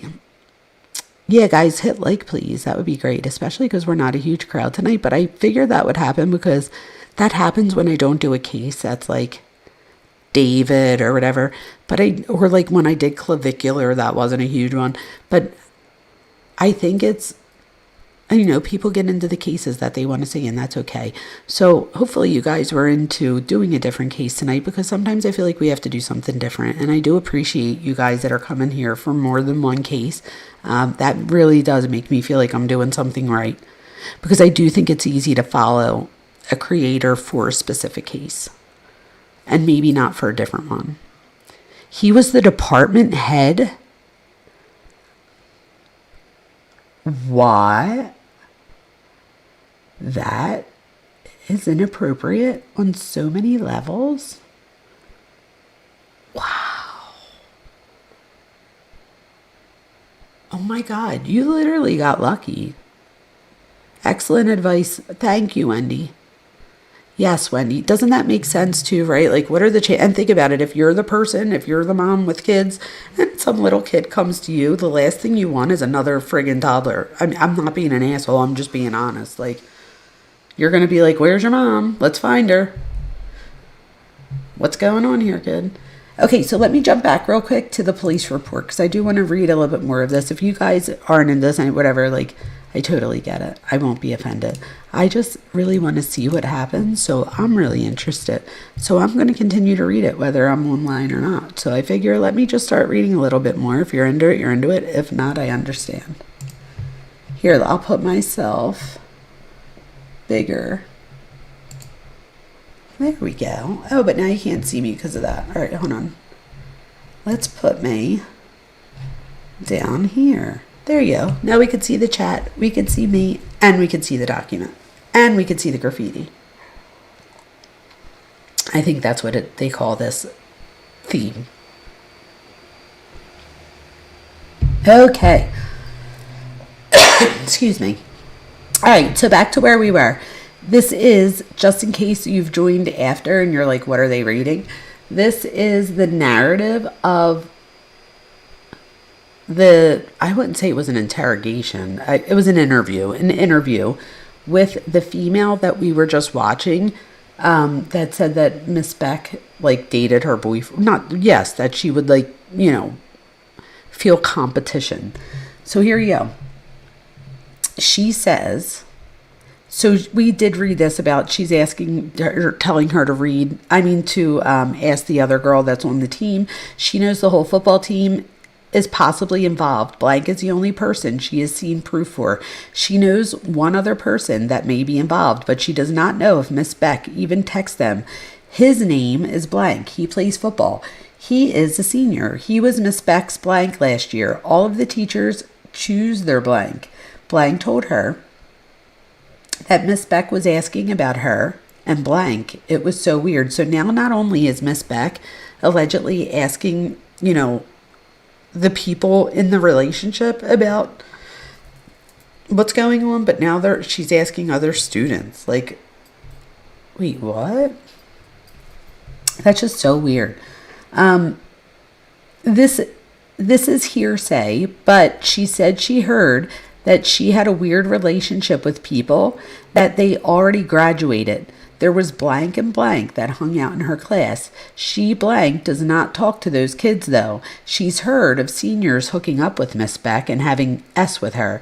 She does not think blank was involved. It's been going around on Miss Beck's social media, and people have commented, but obviously she does not know. Miss Beck has never reached out to her. She's had some of her friends tell her that Miss Beck has looked at her account before. Miss Beck got really close with her friend blank. Miss Beck would text blank, and they got close.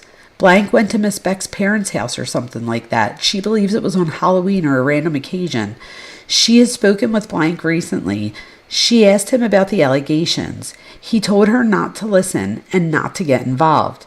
He apologized to her for getting involved in this. He told her to ignore it. She was just to accept it. She anticipated this would happen eventually. She did not think Miss Burlaka, I forget how to say it now. Burlaka, whatever, would get in trouble with Miss Beck. Even the teachers said some things, so she figured it would happen.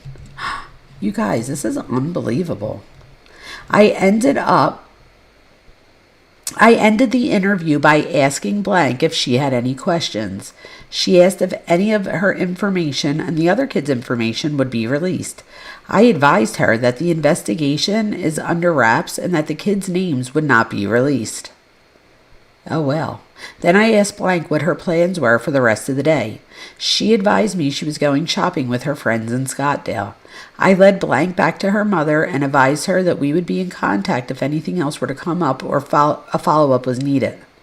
So then it says follow-up with Allie Ryan. So they did not redact her name here, which is so shitty that they told her that her name wouldn't be in here, went and redacted her name and all these things and then put it right there. On the 6th of August 2025 at approximately 7:24 hours, I contacted Allie and asked her if she would be willing to let blank do a one-party consent call with blank. I advised that blank spoke with blank after the interview on 8/5/25. Blank was upset with her for doing that, so she's not sure how willing blank would be to do the call or how helpful it would be. She will ask blank what she thinks and determine what to do from there. I advised Allie to be in contact when she has made her decision. On 8/6/2025, I guess the next day, at approximately 14:26 hours, Allie called me back and advised me of the following. Blank does not want to move forward with the one-party consent call with blank. She does not believe it will even work. What I'm assuming, you guys, and tell me if you think anything different, but this sounds to me like her friend that she said got really close to Miss Beck. I think she's on the soccer team. That's who I'm thinking this is, in my opinion. It's not worth it to even try. Blank got a new phone, and he, maybe not, and he won't give his number to blank. They're only communicating on Snapchat. Blank and blank are very back and forth with their relationship. Oh, so maybe it is the friend, but it's with the boy. Oh, wow. It seems blank is more concerned about his impression image in football than doing what's right. It seems his parents and adults in his life are pushing him to be quiet. That's terrible in itself. In her own opinion, and based on what blank told her, it seems everything happened may have been after blank turned 18, but she cannot be for sure. This whole situation makes blank upset, and everyone at the school is talking about This is amazing. Oh my God, cocktails and homicide. This is amazing. Thank you. That was so generous. It's been a minute since I've gotten a thing and I just like jumped up. I got like scared for a second. That just like my heart's working. Thank you, cocktails and homicide. I just like jumped out of nowhere. Oh my God, a wise woman. A wise woman. You're finally a member. Yay. PJ's a member. Sarah. Oh, Sarah Barra. I'm hoping that this is a better rendition. You guys know I'm just joking. Hi, Sarah. Welcome. Indelible Bloom. Welcome. And Garnetta Benj. Welcome. You guys, I hope you all thank the lovely Cocktails and Homicide for that very generous gift. I appreciate you so greatly. And thank you. That was so generous of you. If anybody else wants, you never know who's going to be generous and gift a membership. So if you don't already, make sure you go to your settings and put on that you will accept membership. So you have to go to like the little money thing, like as if you were going to donate, but then you just go to where it says about them and you put on like a thing that says, I don't know, if Harlot was here, she would have it in the thing. She has like a good way of saying it, but you have to have it turned on for you to be considered when somebody gives a membership. Thank you again. I appreciate you so very much. And there you go, Cuff, you put it there too if anybody wants to join. I try to keep it affordable for everyone, and I tell everyone that if for some reason you can't do the $1.99 and you really need it or want it to be a part of this, that I would Venmo you type thing. Like I just literally want everybody to be to feel welcome. Wow, thank you so much. That was so generous. Okay, so here you guys. So let's see what happens. So you guys, the fact that they're saying that it was after that it was after he was 18. That is such a cop-out. My thing is this. If you're still in high school, I don't care if you're 20, right? When I was teaching college, literally the situation on my very first semester of college was with, not only were the students older than me, but they were all in the same program and they were sign language interpreters. It was so intimidating. I can't even tell you. I used to go out on my break because my very first class I ever taught, it was a 3-hour class. And I've always been good at teaching, but it was just very intimidating, especially because they were sign language interpreters. So in my head, not in real life, but in my head, they were talking shit about me the entire time. Okay? All right? But they weren't. And it was just really intimidating. And my thing is this, they were older than me. And so age, it's not about the age. It's about the position. At no point would it have been appropriate. I don't care if I'm younger than the entire class. It's just not appropriate to cross that boundary. And think about it, that even is a little bit confusing, especially when you're still 24, 25 and your brain's like just like finishing developing, and and you're taught your whole life to respect your elders. And if somebody tells you something, you know what I mean? So it's like, now I have a whole class of my elders in front of me that I'm teaching, and it was just confusing. But I knew that as the professor that I had a boundary that I could never cross, and I didn't. And I feel like that's part of like my integrity and who I am. And that's probably why I have a good rap with my students. So this officer advised Allie to be in contact if any new information came up regarding the case. So the follow-up with Amber Cherry, which again, why are they putting their names? So on 8, I guess they're over 18. On 8, hold on. Oh, there we go. Okay, on 8/6/2025 at approximately 7:30, I attempted to contact Blank's mother. Oh, it's her mother, Amber Cherry. I called her with my department-issued landline and requested she called me back at her best convenience. As of 8/6/2025, I am pending a response. Meanwhile, it's the same day. Follow-up with John Blank on 8/6/2025. At approximately 7:38 hours, I attempted to contact Blank's father, John. I called him with my department-issued landline and requested he call me back on his best convenience. On 8/6/2025 at approximately 900 hours, I received a phone call back from John. I explained my reason for calling given the ongoing investigation. John inquired if it was about the soccer coach. I advised him that there was an ongoing investigation and was wondering if he would speak to Blank. John advised me that he wanted a parent present during the contact. He would pass the information on to Blank's mother, Michelle, Blank, to set up the appointment. Then there was a follow-up with Michelle. So at 7:40, I guess it was in the PM, I attempted contact with the stepmother, Michelle. I called her with my department issued and told her to call me back. At approximately 1400 hours, I contacted Michelle with my department issued landline. She answered and advised she is currently in Reno, Nevada with John. They won't be back for a couple of weeks. I advised her of the investigation and requested that Blank come in for an interview if possible. Michelle advised that her adult son, Noah Garcia, is currently watching Blank and could drive her to the station for the interview as needed. She provided Noah's contact information. So then the follow-up with Noah. At approximately 1410 hours, I contacted Noah, and Noah answered, and I advised him of my reason for calling, referencing the ongoing investigation and to request an interview. Noah advised that he would be willing to come in the station with Blank, but needed to check her schedule in the meantime. He advised he would call me back once he finds an opening. At approximately 1436 hours, he called back and advised that Blank would come to the police station on 8/8 at 1530 hours. So follow up with an anonymous witness. I was then tasked with contacting a recent graduate who possibly witnessed an incident pertaining to the allegations. On 8/6/2025 at approximately 7:48 hours, I contacted the witness's mother and requested that they call me back at their best convenience, that it's in reference to an ongoing investigation. She was advised that she would have them call when she got home. At approximately 8:09 hours, I received the call back from the witness. They advised that they would come to the police station to discuss what information they knew. Here goes the forensic interview, you guys, with the witness.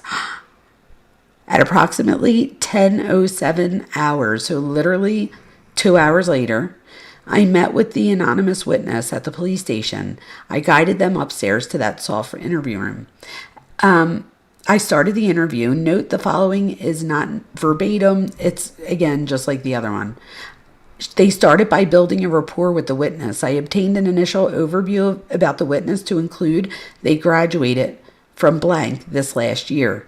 So I believe it's, what was it? Oh, I don't want to say the school district. I don't want to get it wrong. Is it like Centennial or something? Yeah, it's Centennial, I think. I advised the witness that I heard they had possibly witnessed or were involved in some capacity to the incident at school. The witness advised that they knew of an investigation with Miss Beck and some things that happened during the school year. The things they heard were just passed along and spread as rumors. The witness thought they were just rumors, but when they heard there was an investigation and they were trying to figure out if the rumors were true. The first time they heard these rumors was their senior year of high school. They do not remember if it was the first or second semester. They did hear that Miss Beck and the other student, a football player named Blank, were close and would go out to lunch and hang outside of class. It was kind of weird. Those rumors continued to spread. That's funny, you guys. This is the second interview and the second one that says it's weird. That's crazy, right? Yes, go get some rest. Who's going to get rest? Cuff you, are you going to get rest? Whoever's going to get rest, go get rest. I totally understand. Hi, are you Sunny now? Okay, so I advised the witness that I heard, I just read that part. Anyway, eventually, let's see. So eventually Blank got a girlfriend and they heard from other students that Miss Beck was upset about it. A couple of students saw Blank and Miss Beck arguing outside of her class. Blank was saying, "I have a girlfriend. Why are you worried about what I do?" Towards the end of the senior year, they heard Miss Beck and Blank were doing SUL activities. A couple of students said there was a video going around too. They never saw the video themselves, nor knows of anybody who saw it. But from the rumors heard, it was Miss Beck giving him head. They do not know who the student receiving the head was or if they are or were a student at the time. They know that people thought the other party was a student. They do not know exactly who they received this information from, but it spread around and came back to them. All of the football guys knew about it. They do not know any of the players on the football team nor their names. They can't pinpoint one person or who might have had the video or more information. They did not have Miss Beck as a teacher. They do not associate with Blank. They know each other, but do not associate. The last time they spoke with Blank was on an Instagram after Blank won a football state championship game. Blank has never disclosed anything to them personally. I asked the witness if they believed that there was any more important information that they should know. The witness advised that the mention of the video made them think that this could be something real. Everything else was rumor. But when they start bringing up the video, that means there could be something serious going on, especially if it's on camera. Now that's disgusting. What do you mean, especially if it's on camera? Whether it's on camera or not. Okay, so I asked the witness if they had any questions. The witness asked if they could be kept anonymous because they did not want their name getting out there.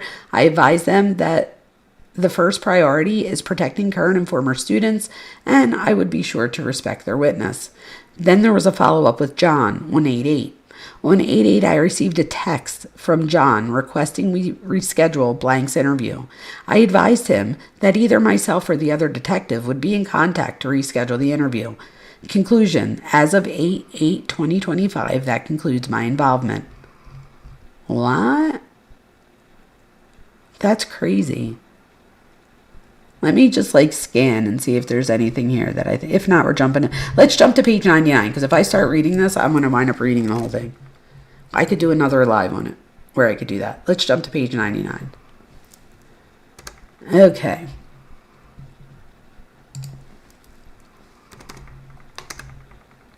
There we go. And I can make it bigger for you guys. I don't know why I didn't make it bigger earlier. Excuse me. Okay. Oh my gosh, that is so pathetic. Oh my gosh. It says summary of messages. In this series of messages, Haley, the teacher, is going to a concert and tells Blank that she will give him $5 per compliment for a photo of her outfit she was wearing. Haley sends the photo of herself to Blank, and he provides his feedback. She sends him $25 via Apple Pay. She then suggests a sleepover in Anthem, where Blank is going to be in a football camp. Haley also sends a photo of alcoholic beverages.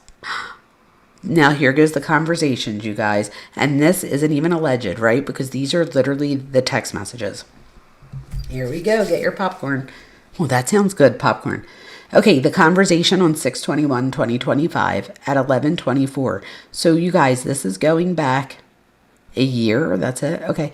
Haley. So Haley's the teacher. Want to grab food at like 3?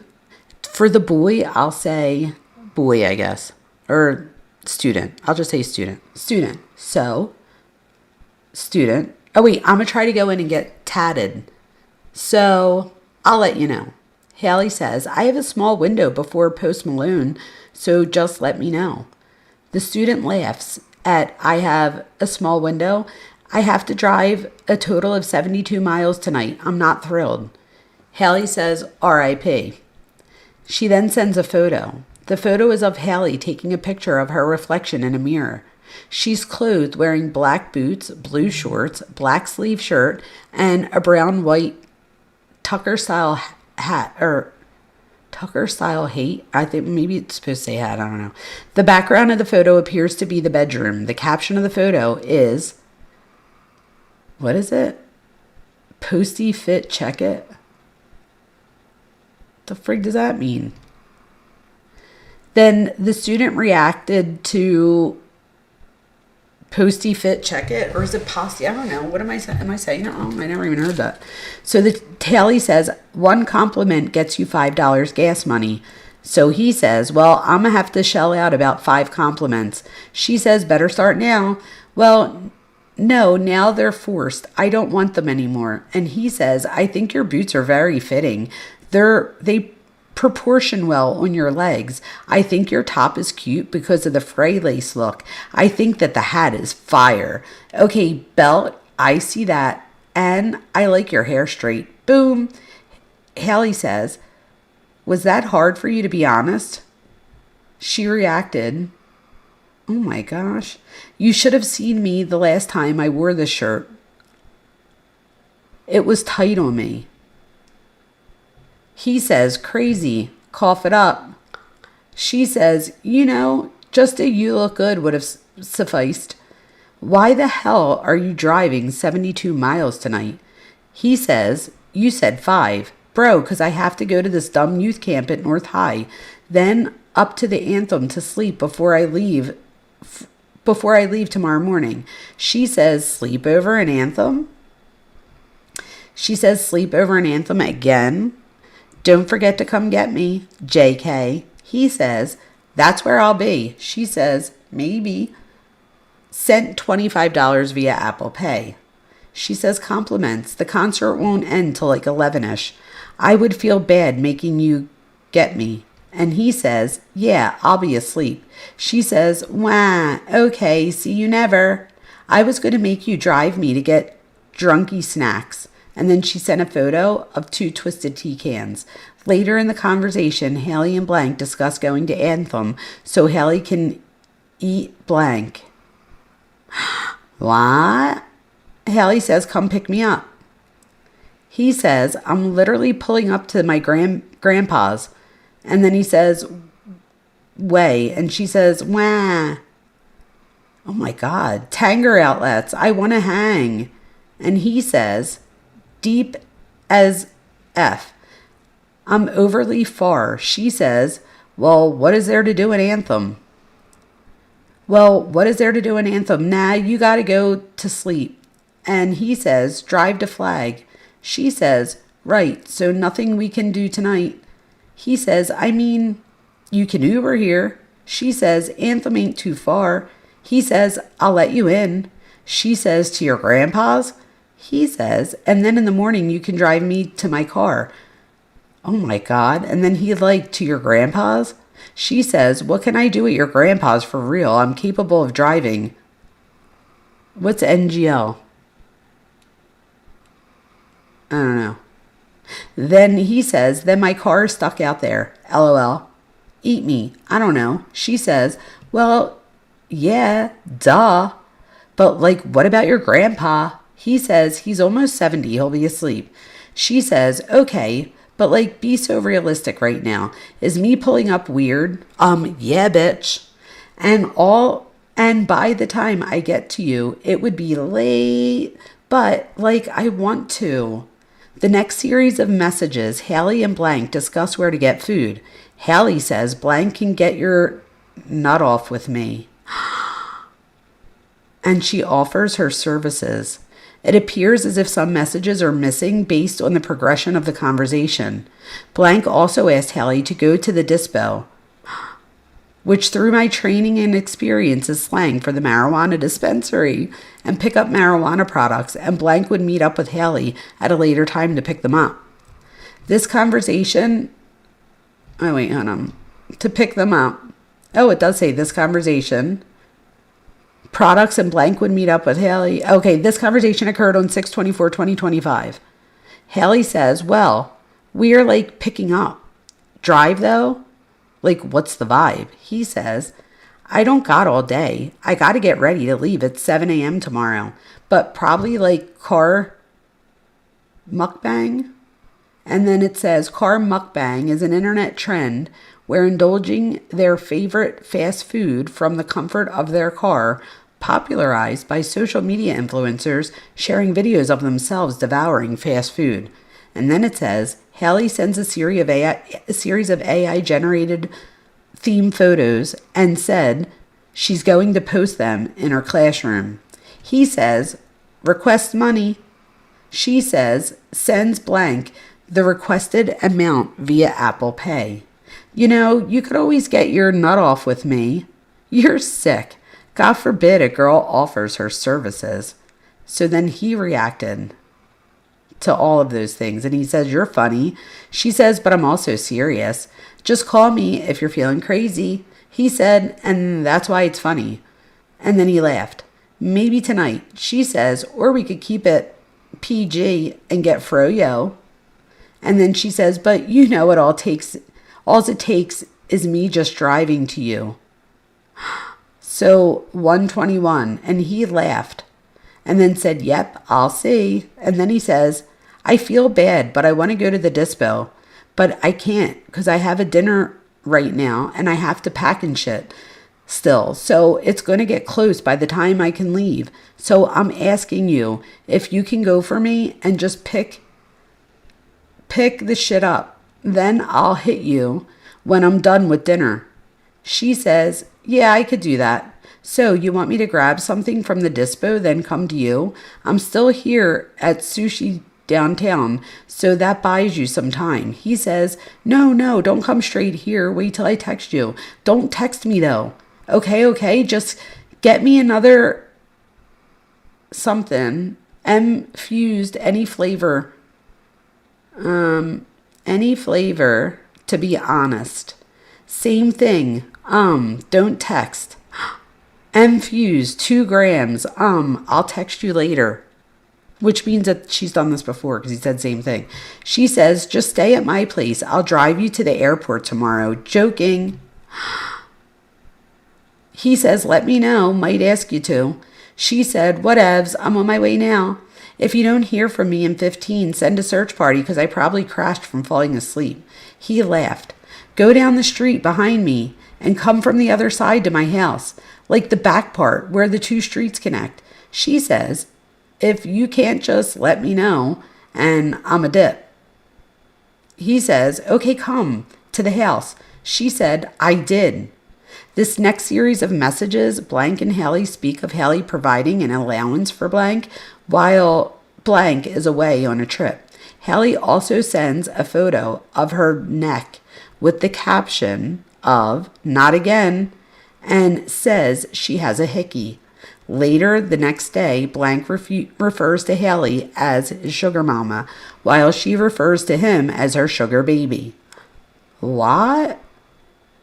And we're still on 6:25 at 9 a.m. Like, I feel like we're back at Mackenzie and Dom. Like, what the hell? Oh, I'm trying to catch up a little bit on chat, my bad. All right, so then it says, okay, then he says, oh my God, this is horrible. So, she says, I did. This next series of messages, Okay, are you going to be able... Wait, he says, are you going to be my daily allowance service for this trip? Do we set a benchmark? Or do I ask just by the item? What are we thinking here? Hallie says, sends a photo of a phone game with the caption, have you ever played this game? I feel like you'd like it. Hallie says, this sounds like official business deal. He laughed. I don't know about a deal. More so communication. She says, yeah, communication's always good. Don't get too crazy with demands, but I'm sure we can work out something. He says, laughing my ass off. Nothing you haven't seen before, probably just when I'm hungry. I'm a finna eat probably at this connection in Houston. She said, it's fun. Anyways, get some food. He likes it. He requests money. She sent a photo of her neck. Hallie appeared to be outside tanning. Her neck and is exposed and red. Her head is tilted slightly to one side, and on her neck is a small red mark towards her throat. Oh goodness, he says. She sent the money via Apple Pay.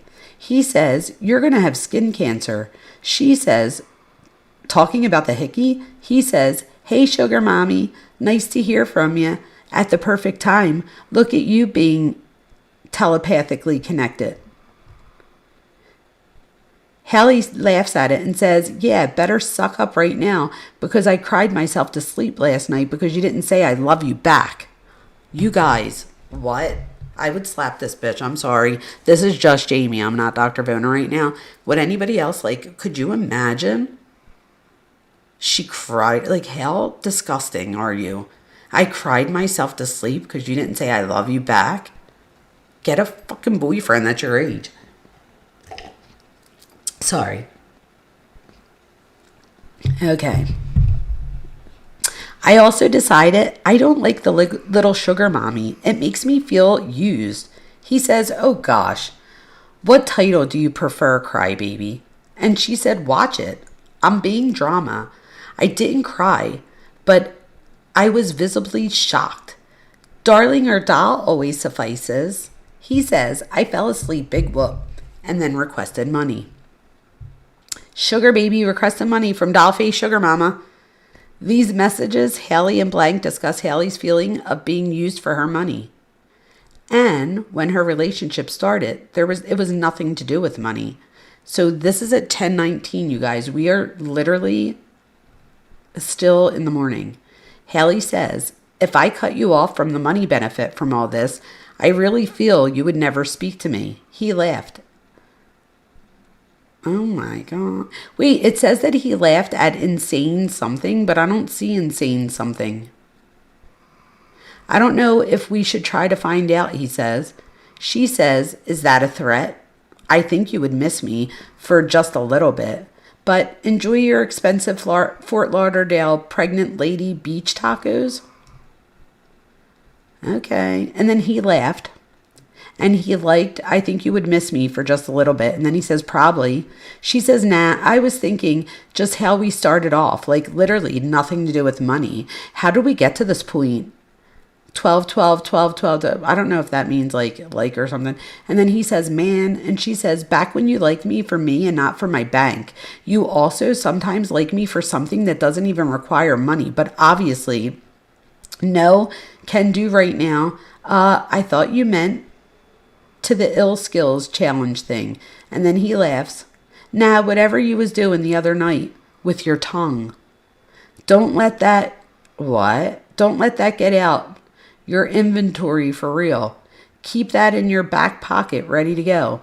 In these messages, Haley tells Blank to catch her before her period starts the next day. This is at 4:51 a.m. on 6/30/2025. She says, gotta catch me today before my period starts tomorrow, I think. Ew. And then she sent a gif of Kevin James.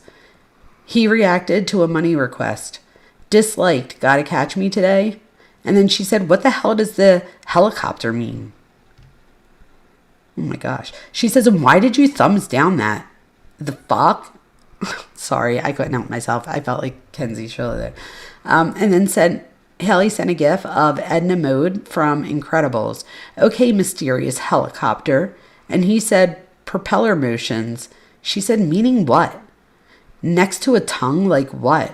Right after you just liked a message saying to see me today? Lots of mixed signs here. He said, I won't be seeing you today unless you pick me up from the airport and just devour my shit. What? She said, I thought I can't since you have to get your dad. And then it says there are numerous messages coordinating when to pick up Blank from the airport. Haley says, I don't know how I'm supposed to devour you if I'm driving and dropping you off. And he said, at the crib out front. She said, ugh, it's getting so sus doing it during the day. But okay, whatever you say.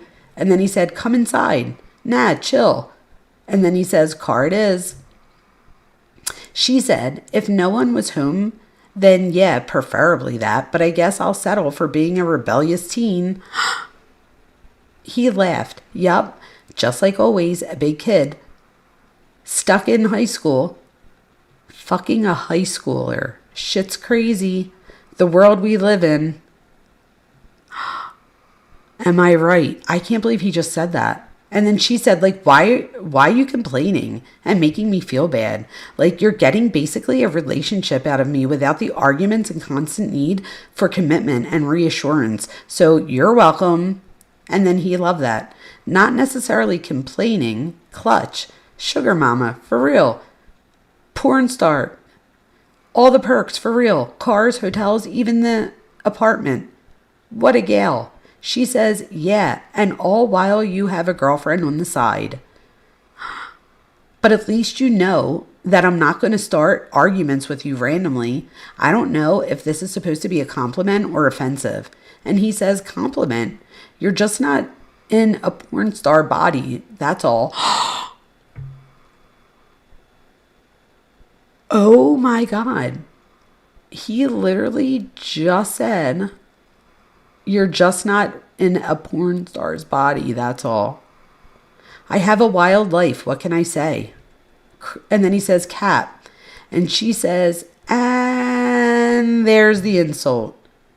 And he said, is it really an insult if it's just a fact?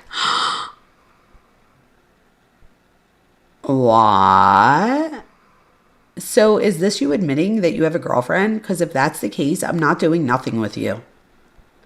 And he says, later states, I don't have a girlfriend, for real. She says, okay, thank you. I really hope you aren't trolling me though. Because weirdly, that is when I'd cut off everything. Not like us being cool, just my physical and money services. So I hope you aren't lying just to keep it. And he laughed and said, nah, for real. I mean, if I was 27 and had a boyfriend that was a cop, while I'm breaking the law with my student in capital letters, I'd probably be conservative with my services as well. Oh my God. But I don't know. I don't have any experience with that. Just a thought. What? That's crazy, you guys. Then the next messages. Blank and Haley are having a conversation about hanging out, and Blank wants his D-est. This occurred on 7/1 at 8:26. Hallie says, really? Only like 20 minutes away. It's not too bad. So when you leave the gym, I'll leave. And he says, I just left. She said, okay, should I leave? He said, I'm just trying to get my DS. So you let me know. She says, yeah, so I can leave now. I'll be there in 20. He says, all right. She says, like 5 minutes away. Do you want me to pull up in front of your house? He said, oh, could you imagine this bitch pulling up in front of your house? He says, a little before, not in the light. And she said, be there in 2. He says, literally, am all ready to walk out fresh out of the shower. And as soon as I get downstairs, the sharpest pain in my stomach ever, straight bubble guts. And then in the messages, Hallie mentions being on her period, but she can still use her mouth. She says, let me know if you need me tomorrow during the tattoo time, because I'm going to be in Scottsdale. But then I have to make my way back over here by 6 for Pilates. But then she's going to Pilates now because of that corn comment. But then after, if you're not doing anything, can we get froyo? My period started. I have an excuse. But good thing I can still use my mouth. And he laughed at that. In these messages, she offers it to purchase alcohol. And this is on July 4th at 3:50 p.m. If you want tequila later, you have to meet me somehow or wait till I'm done. And he said, yeah, when you're done, but not tequila, just a big bottle of whatever that will get us drunk. But we're drinking Crown when we get there. So get something that will mix with Crown. She says, let me just get y'all buzz balls. Those will knock you out. And he said, bet, get a biggie. Blue one. Oh my God. In these messages, Hallie and Blank are having a conversation about Blank breaking up with his girlfriend. During this thread, Hallie asks Blank when Blank wants her to S his D. This is at 11:30 p.m. on 4th of July. Hallie says, but was mainly asking so you could actually come to my place again sometime, which means that he was already there. Unless you found others to do that stuff for you now, apparently. And he said, man, it was. And she said, I knew that was going to happen, by the way. You choose to be the nicer guy. There's no compromise in breakups. But somehow she's still going to do the same shit. Do it now when you have the opportunity to be the one that didn't do anything wrong. Or else the cycle will just keep going. But your life, you do you. I just feel like you're so ready to be done. Oh my God. Hopefully you'll stop. Hopefully you'll still enjoy me S-ing your D. So let me know when you want that. And he laughed and said, got it. She said, I feel like things are going to change with us when the school year starts again. And then in these messages, they have a conversation about the Kesha concert that Hallie attended. There's reference about Hallie performing S, oral S, and then Hallie blatantly tells Blank she will S his D tomorrow. This was on 7/6. Wow. At 11:57 p.m. through 7/7 at 12:23 a.m. Hallie says, no, for real, I can't wait to put this burrito in my mouth. Yes, I have my car. Why? And he said, wow. Want to put something else in your mouth? And she said, I mean, yeah, dumb question. And he says, all right, for sure. Let me know when you're outside. She said, nah, I wish, but I'm staying the night at a friend's. That's why I'm saying tomorrow. And he said, darn. She said, I know, bummer. What are you doing tomorrow? And he said, take your 30-year-old ass home. Oh my God. He said, take your 30-year-old ass home. Fuck, you're still having sleepovers? And then he said, oh, shaking my damn head. I'm hungry. My house is empty. Going to sleep. And she said, because I drank and I'm being responsible, about to smoke a selfie. And he said, here we go. She says, brother, what are you doing tomorrow? I'll S your D then. And he said, you're going to pass out. I don't know yet. She says, I know, after I eat this burrito. He laughed at that, and then she says, okay, well, add me to your plans. He said, if I get an opening, and then he says, I should. She says, oh, cut it out. You you don't know what you're doing, but saying if you can get an opening, interesting. Like, prioritize me if you want my mouth on your D. What? I'm not even going to read what it says because I'm just reading I'm reading the actual messages, so I'm just going to skip that part. So she says, I need approximately 1 day break from Essing. This is it. This is that thing. Oh my gosh, who was it? Oh my gosh, Dub Deuce. This is it, I think. Wow. She says, I need approximately 1 day from Essing D. My throat is not well. And he says, you can have until Monday. She says, nah, I can go as early as Saturday. I'm a champ. Got to get it out of my system before I leave for Cali. What?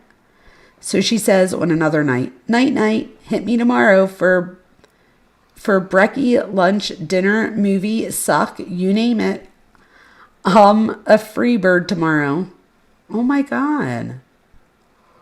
So now this is about a student confronting them about a video. And this occurred on 7/16 at 10:30 through 7/16 at 10:44.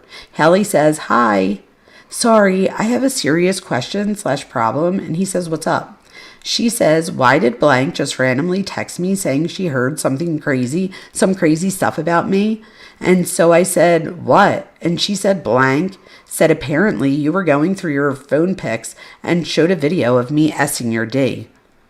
I don't know when or to who, but why is that a thing? And he said, who is blank?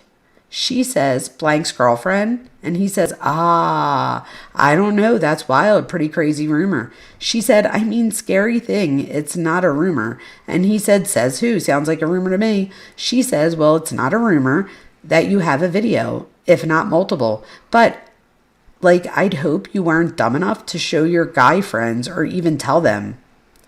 But like, sorry. And then he says, nah. She says, like, I'm not going to be mad, but clearly he knows about all the shit we do, and that is more than I wanted him to know in the first place. But as long as no one else knows, like, all I've ever cared about is if you're honest about that part. Blank goes, why is blank calling blank his baby mama?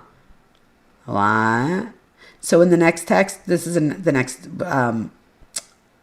set of texts. She says, like, I'll stay up if you want.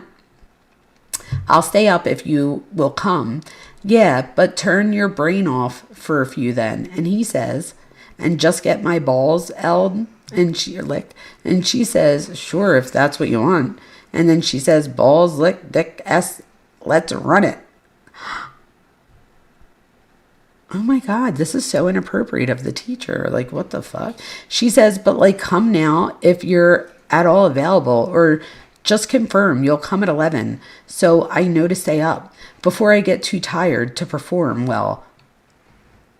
Oh my God. So then in the next set, she says, why would I get in my car and drive to you when you're already out? And he said, bro. And she said, to bring something for some randos? And he says, if you want to eat the D, just say it. She said, I wasn't even getting at that. And then she said, but shit. And he says, right? She says, I was just thinking smarter, not harder, really. Can't decline a nut. Seems like you're playing hard to get right now. So, and then she says, I'm also laying in bed and don't want to get up until I have to, by the way. I also have stuff to do. So I wouldn't trap you here. So are you coming? And he says, I'm here. Bring that shit down, bro. You blow my shit every chance you get. And then he says, shh. Like, oh my God. Oh my gosh, you guys. So on 7/27, Hallie says, yeah, you should have now. You'll never have the chance ever again. And he says, yeah, whatever. I don't like liars. She said, who's lying? He said, you. When I come visit, I'm coming to beat them cheeks up. She said, I smiled, but then I said, ew.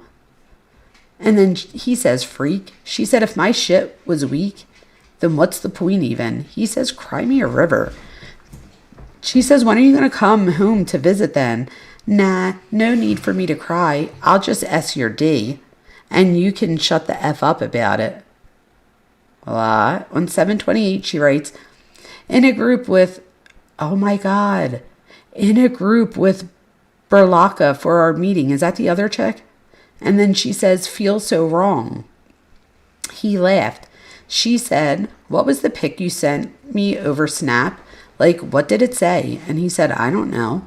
And she said, I saved it, but I guess I didn't, so never mind. And then it says, these text messages, they discuss Haley's weight when she was a sophomore.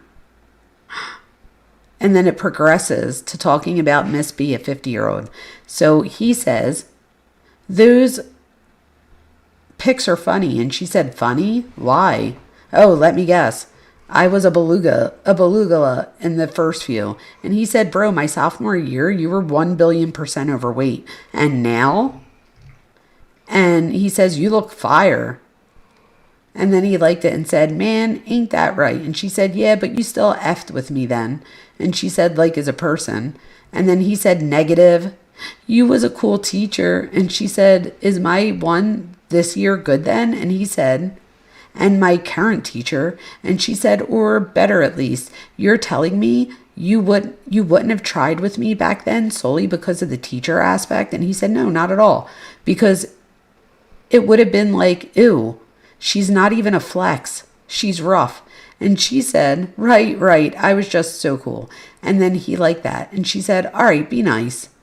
And then he said, you asked. Same way I think about Miss B. Wait, what? Is this not Miss B? Oh, no, it is. Sorry. Same way I feel about Miss B. If she was a little more fit, I would have died in that PUSSY. And she says, bro, she's also 50 though. And he says, but she's too damn big for me right now. And then he puts question marks. And then he says, age is just a number, baby. She's starving for the young D. And Haley says, I mean, yeah, I guess, but even though our situation is still not right, at least we're closer in age. I don't like being compared to Miss B. And he liked it and said, nah, 100%. A tad more normalized. Like if I'm 25 and you're 33, who cares? But if I'm 25 and she's 55, holy, get the something, I don't know.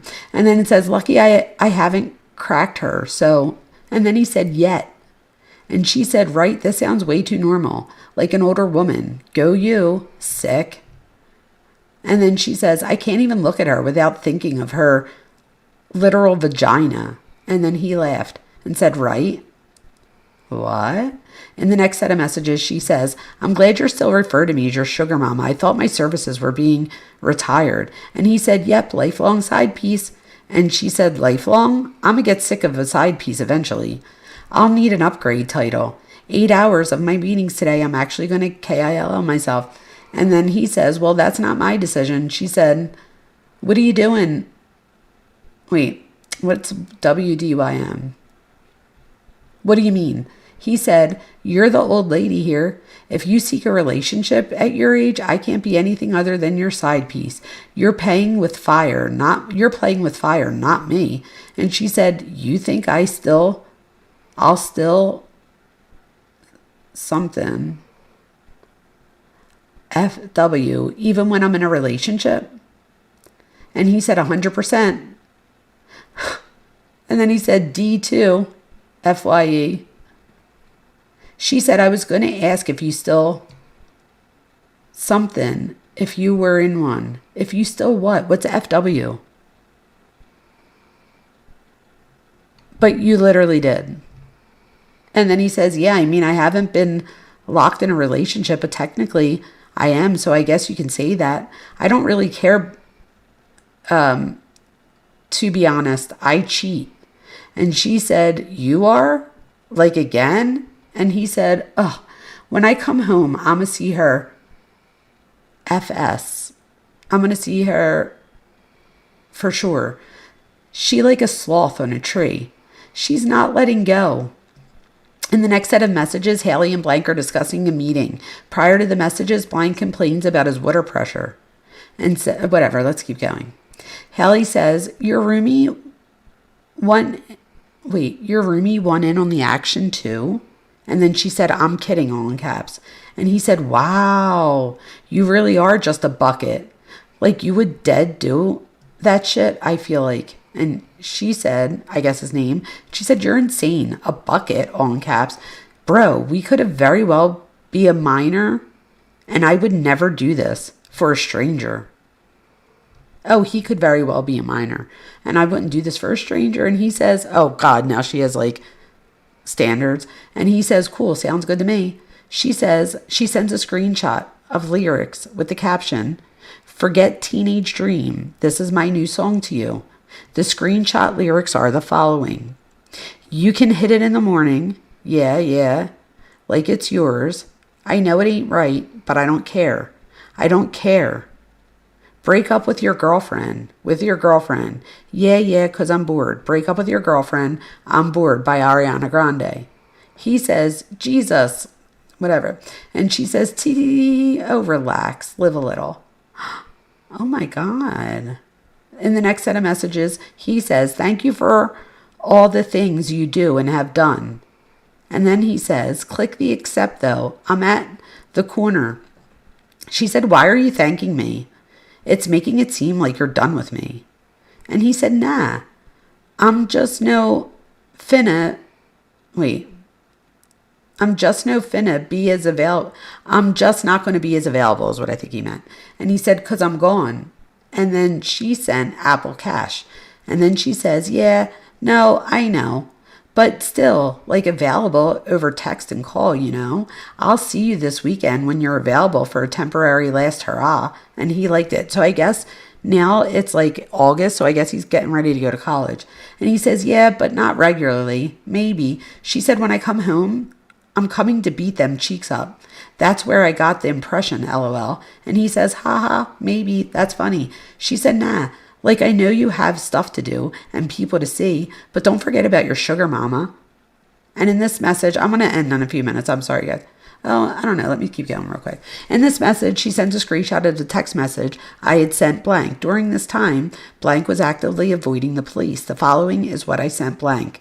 Blank, my name is Detective Kraber with the police department. I have a search warrant for your phone and need you to turn it over. If you don't, you could face criminal charges for failing to obey a court order. If you prefer, we could contact you at your new school in California. Please call and gives a number to verify I am in fact a police officer.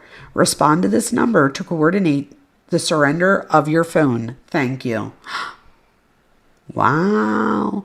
Blank sent this message to Haley on 8/1/2025 at 10:09 a.m. with the caption, don't text me. And then it says Apple Pay. After seeing the amount of Apple Cash request, I added each time blank requested and Haley sent money. The following are the dates, times, and amounts along with a significant note surrounding the transaction. So here goes the different dates. Of course, there's one on my birthday. There's always something on my birthday. Oh gosh, so she sends them 25, 58, 20, 25, 10. And then look at all these. Wow. Holy crap. So it totaled $630. This message was captioned, this money exchange just felt like straight prostitution, she says. Notes, next I searched through Haley's notes. The following is what I found through her notes. And then created on 8/1, modified on 8/1, and then recently deleted. I wonder what this says. It says, okay, what's NGL? I feel bad.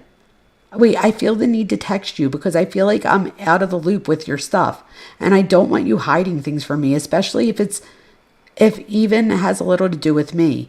Your sudden decision to just leave today kind of made me a little nervous. And I feel like you wouldn't have told me if I didn't ask. The last thing I want to do is overwhelm you and stress you out because I'm sure your day yesterday has been hard enough, but you can talk to me on here.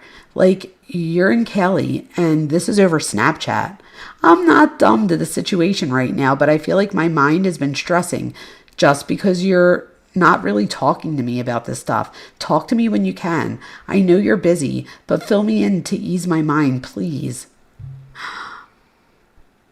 Wow. And here's another one recently deleted. Like, that's why I'm confused. why you even kept her around when you get everything you need from me. And then she deleted it. And it looks like they're going backwards. And it looks like she deleted it. Like, are you calling her an ex? For research purposes, why are you mad at her for cheating, but you can do it? And then she wrote boyfriend. And then recently deleted on 7/15. Okay, I don't care if you get annoyed at this being long, because whatever. I bring this up in person or on the phone, you'll hang up on me or walk away. This convo is only being prolonged because you don't know how to communicate. And yes, I'm sorry, but that's the least you could do for me.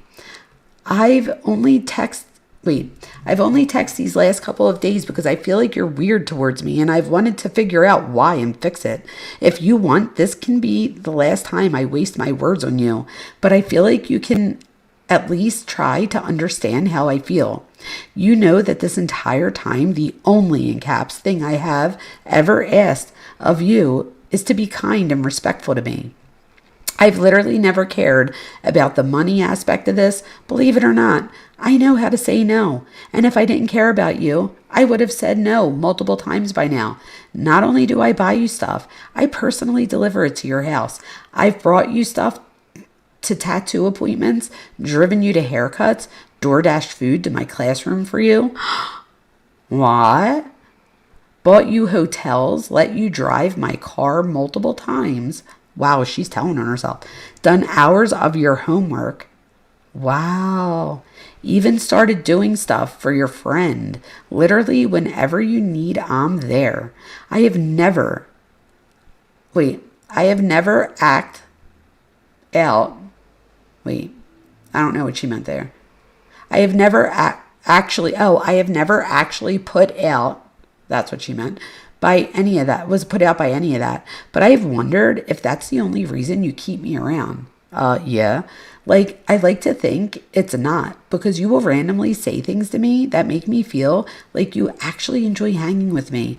I figured you get literally all the perks of a relationship without being pressured to even be in one, obviously. But I think you forget that naturally I have feelings and I get hurt by you sometimes. I hate feeling like I'm being used by you.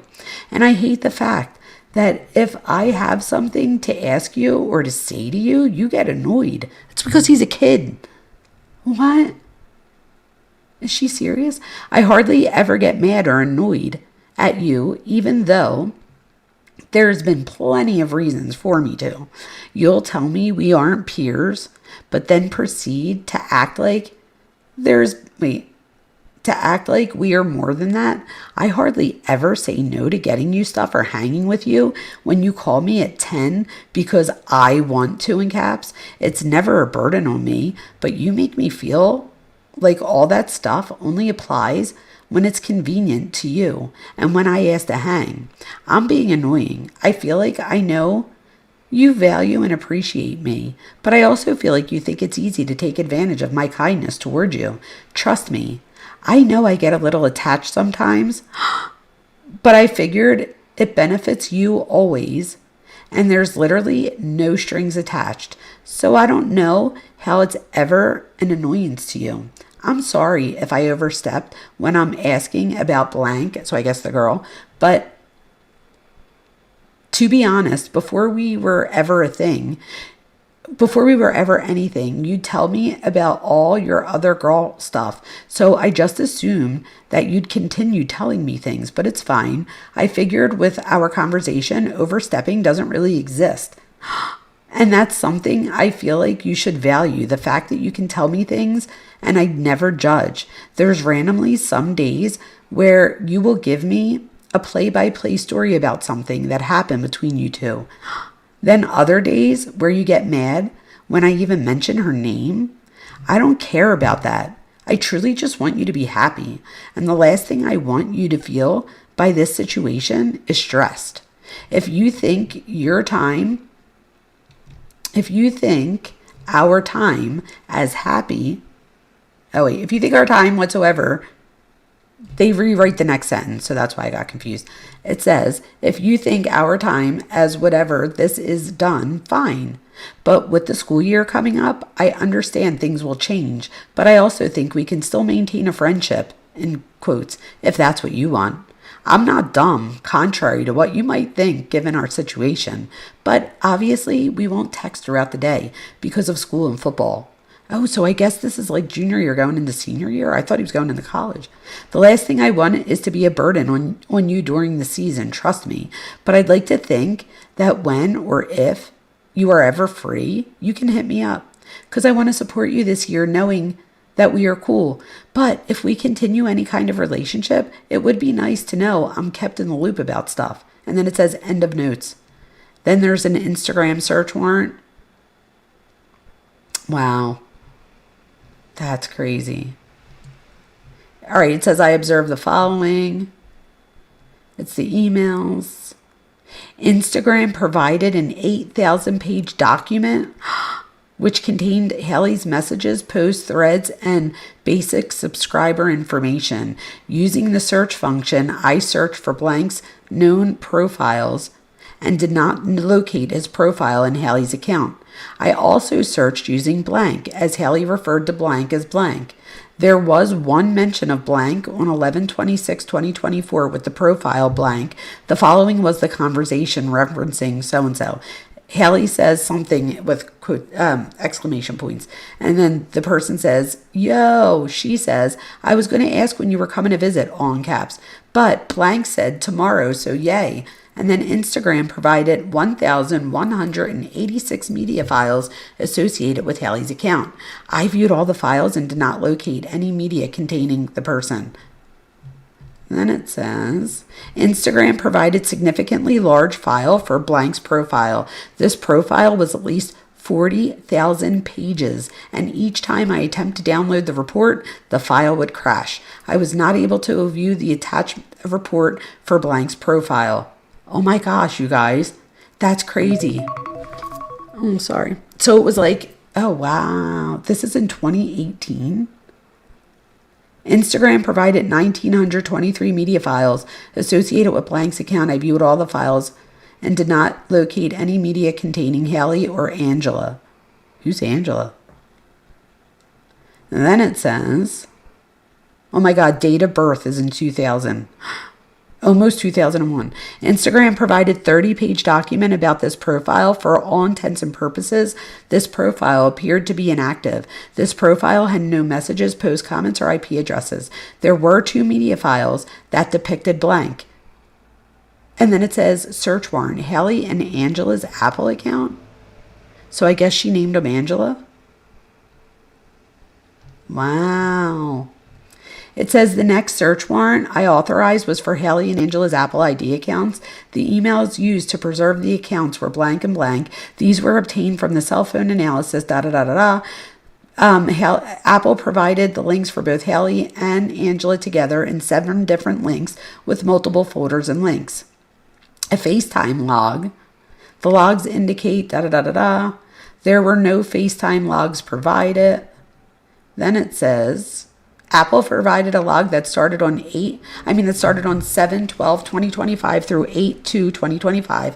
The log indicated the source handle was either Haley's cell phone number, blank, or her email address, blank. I searched the log and found each time Haley and blank had communicated. There were a total of 177 incidents where Haley and blank had logged IDS messages. Wow. This document was the basic subscriber information. Within the file were 17 folders containing photos saved in Haley's iCloud. There were a total of 6,765 media files contained within the 17 folders. I reviewed all of the media and searched for any photos of blank. After viewing all the photos, I did not locate any media containing blank. I bet she had like a burner phone. Could you imagine?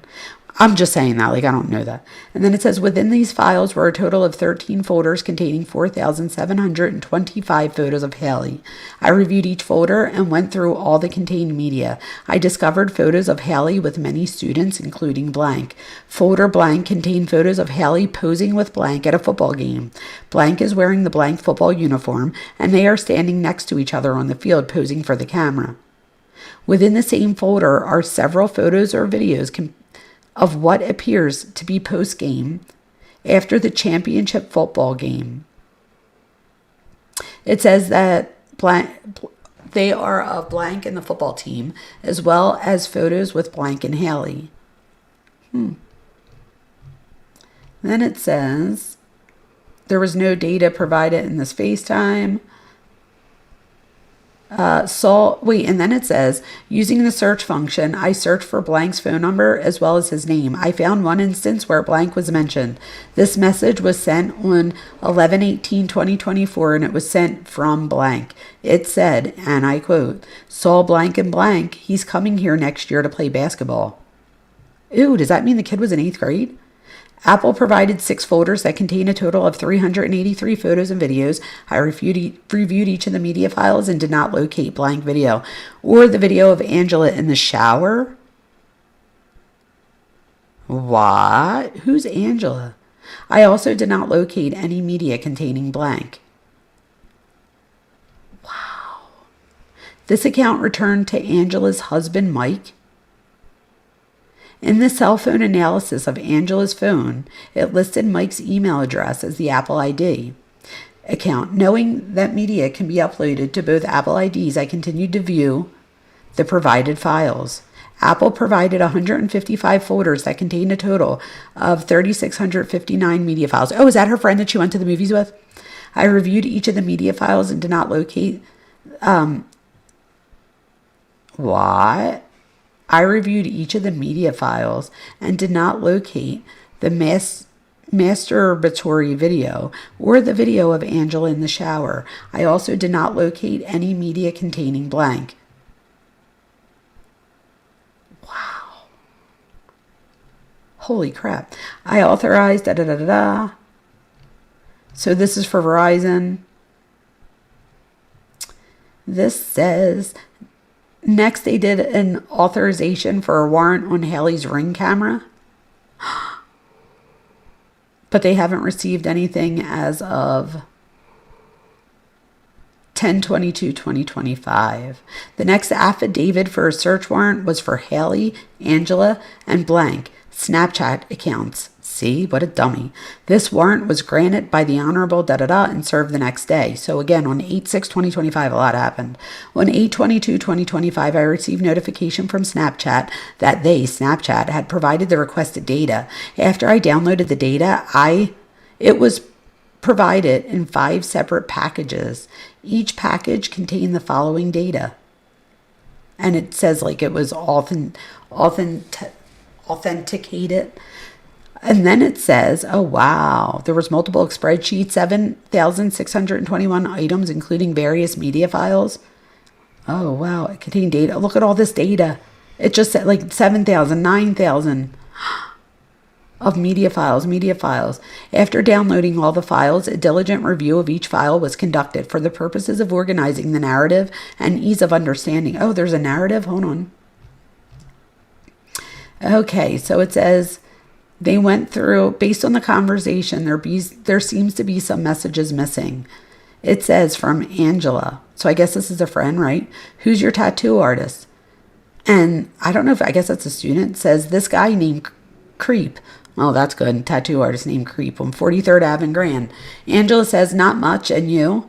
And he says, just floating around, shaking my head. Why'd you unadd me? She says, just trying to stay out of trouble. He said, if you say so. You got any free time coming up? ?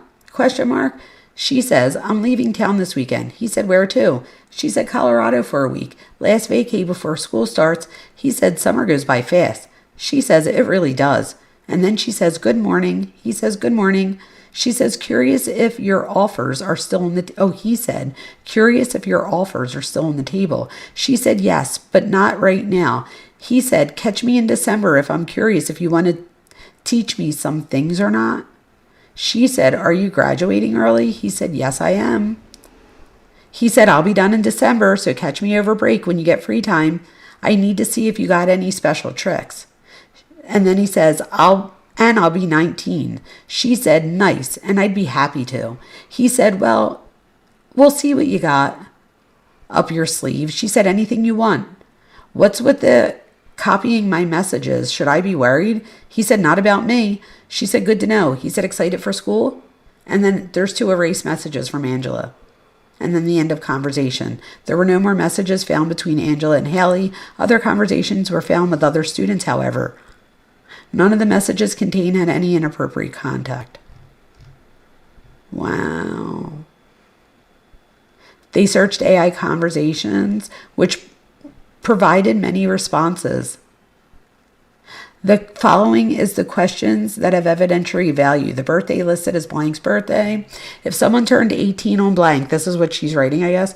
What year were they born? Next, I searched for the conversation, which were under the same production file. The following is what I discovered. Messages with blank. Haley says, like, what am I supposed to do about this right now? If I don't provide later, then you can call me lame. And he says, deal. She said, I'm kind of freaking out about that message. He says, deleted everything about me in your phone probably. And then he said, he said, I have my thing on because I'm supposed to do something. I have to open a test for a student. He says, delete everything about me in your phone. That sounds like the David thing, right? I don't think it's about you though. I think it's Miss B in some shit. It was Miss B. And they trying to get me for questioning. She said, everything has been deleted. You do the same, but let me know what it's about. I'm nervous. He said, I have no clue. I think she just got caught up with some other kids. And they said my name and I got brought up. She said, I have something to give you also. Okay, as long as it's about her. He said, I'm leaving right now. She said, where to go where? He said, Dago? She said, I don't know what Dago is. But just go, and got an email. And he said, about South San Diego. She said, Burlaka. That's the other teacher. Wait, you're going to Kelly now? And he says, question mark. And he says, say, what's the email? And she said, hold on. Not staying until Sunday anymore then? She's like more worried about that. And then the brief summary, Haley, it's like all redacted. And it says, this is a screenshot of an email addressed to blank staffing regarding Angela Burke. Oh, Angela's the other teacher who was placed on administrative leave. Haley says, wait, so you're like gone? Gosh dang it. I had stuff to give you. And he says, wow. Yeah, I'm out. Unfortunately, mail it. She said, I wonder who said something. Are you going to have to call the police department? I can't. Just next time when you're home, I guess. I thought I'd have time to at least drop off by Sunday. He said, it's good. Just don't text me right now. They can eat a dick. I don't know anything at all. I don't know what they're talking about. I don't know what's going on. She says, all right, I hope you're not like weird with me or something, but okay. He says, nah. Just not trying to create any new situation. You see this shit in front of your face, like, and she said, so he's literally telling her, like, relax, woman. She says, just was wanting to be updated about your stuff, really. Yeah, this is just you and me thing, though. Not that it's right, but others were involved with her, so no need to just get automatically standoffish to me. Though, and you're also not at blank anymore, so good luck in Cali. Don't be a stranger. And he said, never. Send me that email again real quick. She said, did you tell him police contacted you? And he says he knows goofball.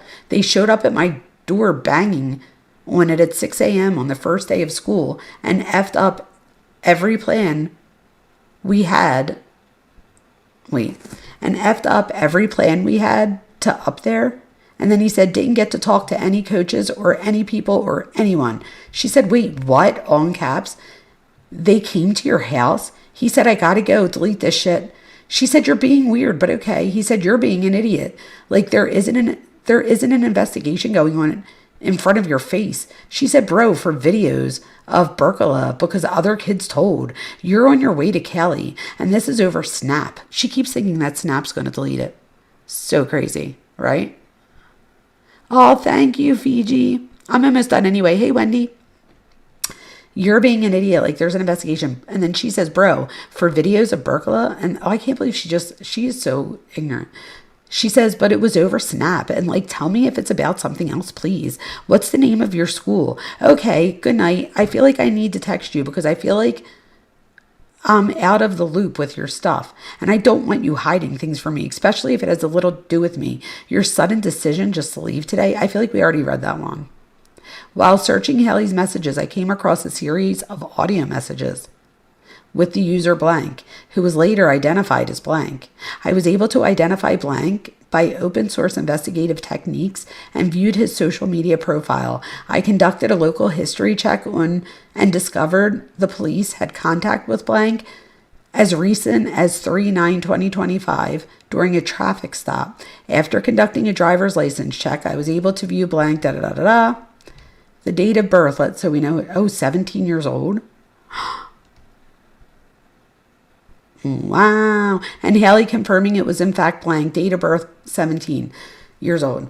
The investigation conversation is in reference to Angela. During this conversation, Haley and blank discuss Angela sending stuff to blank. Haley admits to blank she knew Angela had sent stuff to blank back in the spring. She says blank had told her about it when it happened. Haley also asks blank if Angela had sent him stuff because she recalls blank talking about it previously. Initially, blank denies Angela has sent him stuff, but later admits to it. Haley also admits to sending stuff to blank. And then it's all redacted. Haley says, I want to know, how, they found out about it. And then it's redacted. So, I can't wait till someday this is unredacted. I want to know what this says. And then she says, I don't know. He says, I don't know. I actually have no clue. I was just as confused, to be honest. She says, did someone turn it in? Obviously. Maybe a parent. But, blank parent surely didn't, that's not something that they would do or care about, honestly. She said that's not something the parents would do or care about. What? I know. I don't.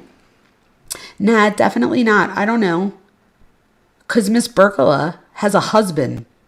Haley says blank was supposed to stay over the weekend till Sunday until he went to California. But then he went yesterday, and part of me feels like it has to do with the situation. And then someone says, it might be. To be honest, not gonna lie. She says, yeah, no, she's got a whole husband and 2 grown kids, so I don't know. And then they write, geez Louise, bro. She writes literally, he didn't. He is just like the receiver of that, I don't know. I think, yeah, I feel he's dipping away from that kind of, abruptly. Kind of sus. If he just received them, I don't know. And then someone says, hey, yo, that's actually smart, to be honest. I think you're onto something. No, actually, She says, yeah, because he literally was back for one day, I'm pretty sure. And he was going to come talk to the coaches at blank, but didn't even do that. I just want to know what went down for him to do it so abruptly and just to be yup, I'm out. And then she says, because technically, he's not even withdrawn from blank. He's pretended to drop, but, he's on the roster at the other school. Everything's crazy. And then the other person says, bruh, what's UHM? Nah, cops were at his house since Thursday morning. I think Thursday morning, yeah. But I heard he was talking about doing this before camp, so I don't know. She says, no, he's definitely been set on California thing, but he was making it seem like he was going to be home this weekend. And then it's unintelligible. Then everything happened and just okay, I'm out. Wait, how do you know cops? Wait, how do you know that the cops thing being at his house? Because he told me, says the person. She says, did he talk to the cops? Like, what happened? Like, what did they say? Spill. They say, I have no clue. I just know the cops were at his house, actually. He didn't tell me, but blank told me the cops were at his house. She said, that's weird. Like, I mean, maybe they tried to get a hold of him and they're just like trying to get him for questioning. If she has an open investigation, maybe they're just trying to, I don't know. And the other person says, I don't know either, but like, it's actually crazy as F. Oh shit. Haley says, I mean, I hope he didn't do anything wrong. Like, I feel like if it was just the case of just like, hey, we know that this person has sent you stuff. Like, can you confirm? Like, and just questioning it. I feel like that wouldn't be a problem to him unless he did anything. Then she says, did she ever send stuff to you? Oh, I guess she's talking to him. Like, I remember you saying, like, I'm not going to say anything. Blank, like, I swear. But, like, be so honest. Because, like, I remember you saying that you had stuff from another teacher. And I remember trying to guess. Just be honest. Also, can we, like, listen to my voice right now after 2 days of teaching for 7 hours straight? I think by the end of the semester, I'm going to lose my voice at least 3 times, especially soccer season. My throat hurts. My head hurts. And then the other person, I guess the student says, no, she didn't. Haley says, so there's a different teacher. That's not her. That's not me sending you stuff or sent you stuff, I guess. Like, you can be very honest. Like, I'm not saying anything to anybody. Like, I promise. And he says, nah, she did. But fuck, no one knows. No one could ever know. I don't know. Like, Haley says, that's the craziest part is that, like, so out of between you and blank and obviously others, one of the others had to say something unless like her own family did. So like, how did other people throw blank's name in there too or something, I'm assuming. And he says, yeah, I don't know. But I was like, the F, like I was done. Like I stopped, you know? I know, blank, like the main one. So, and she says, okay, I'm not going to lie. I knew that she sent blank stuff. He told me this at the end of like last semester, that he just had like the videos or whatever. But for what he made it seem like, and I was actually shocked. And like, I never ever said that. Like, I never told a soul because someone's a couple people's lives you're messing with. So I never said anything. But as far as I know, from what he's saying, it was just him receiving them kind of thing and not doing anything about it. So I don't know why he's the main one. She's like jealous. She says, and I don't know that apparently he said that blank found out about her doing that. I'm not sure. He has no idea how she found out. And I have no idea how she found out about it at all. So she has that info. Who knows what she would have done with that? He says, that bitch is crazy. That bitch is crazy. It's definitely her. Same with me. Nah, she's unintelligible. Freaky. Miss Burlaka, a freak. What? You're confused about what? Wait, let's see. Oh, I don't know if you were talking about this. Oh, I don't know what we're talking about. The mean person? Oh, you mean my person that's like,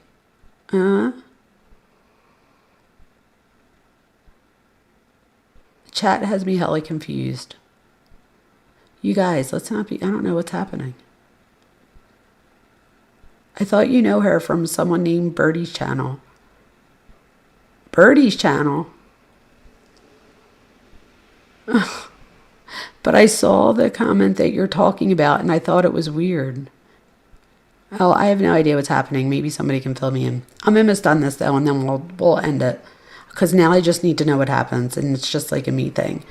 Then, you guys, the student says That bitch is crazy. That bitch is crazy. It's definitely her.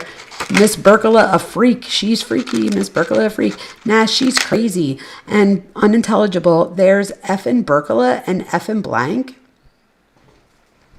Haley says, I don't know if she's still like anti-blank. I don't even know if they're together. Who knows? But I don't know if she wanted to do something to get him in trouble. That's like something really evil, though. Oh, but it's not evil that she's doing this. Wait, you guys, what happened? You think she was here that weird night that people thought people were other people? Remember that night? Now this conversation sounds very confusing. You guys, do you think she's here or somebody else? Is that what I'm getting here, Case or Birdie or Wendy? Because I remember I know you three. Isn't that terrible? Okay, so that bitch is crazy evil and tried to break up with her. That's what the kid says. Okay? Hallie says, yeah, but I had her as a teacher and I feel like she liked her as far as I know. So I don't know. And he says, I don't know, bro. An evil world we live in. Hallie says, yeah, but they literally left. That's the last time I heard from blank. I think she's like obsessed with this guy. I think that's what she's talking about. They're on good terms because of the fact that she at the party was throwing low blows all night. Just like a bitch basically. And she went off like crying and he followed her. He's like, I'm not gonna like, he's like, we can be blank. I'm not gonna end it like this just because I'm like leaving. You're not gonna see me. And she's like, oh my God, I'm so sorry about everything, and falling back on everything. He says, bro, that's a crazy bitch. She can switch up like this. A snap is heard like this, bro. And Hallie says, I also feel like I don't know. It's handled through the police and not even through school. So unless she went straight to them. The night people got offended. I'm very confused. Yes, you guys think that they were there. Huh. Birdie. Oh, we'll have to talk about it on Discord. Because, or here, I don't care, but I'm just saying, like, I have questions. So, then it says, but I haven't heard from that person, so I don't know if I should be scared for my life, like if they're on their way to, like, kill me or something. You love how I read messages. I love you, Fancy Nancy. That's such a good compliment. And I'm almost done, so let's get this out of the way. She said, because there's no reason to make this another live. I'm just getting it out of the way. And whoever's here is here. I love you guys. You're the best. So Hallie says, I also feel like I don't know. It's handled through the police. Well, I mean, the kid says, well, I mean, I don't know. And then they start to yawn. I know that this shit happened like spring, bro, with me and her.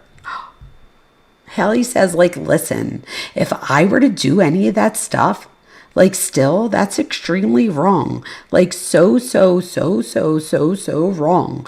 Don't get it twisted. But, like, an I send to multiple people, like, that is actually insane. But for her, who's, like, 50 years old with a husband and kids, that's wrong times wrong.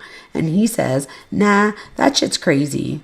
Well, you with me, that's different. That's different because, look at me, cuz. It's different. I turn 18 soon anyway.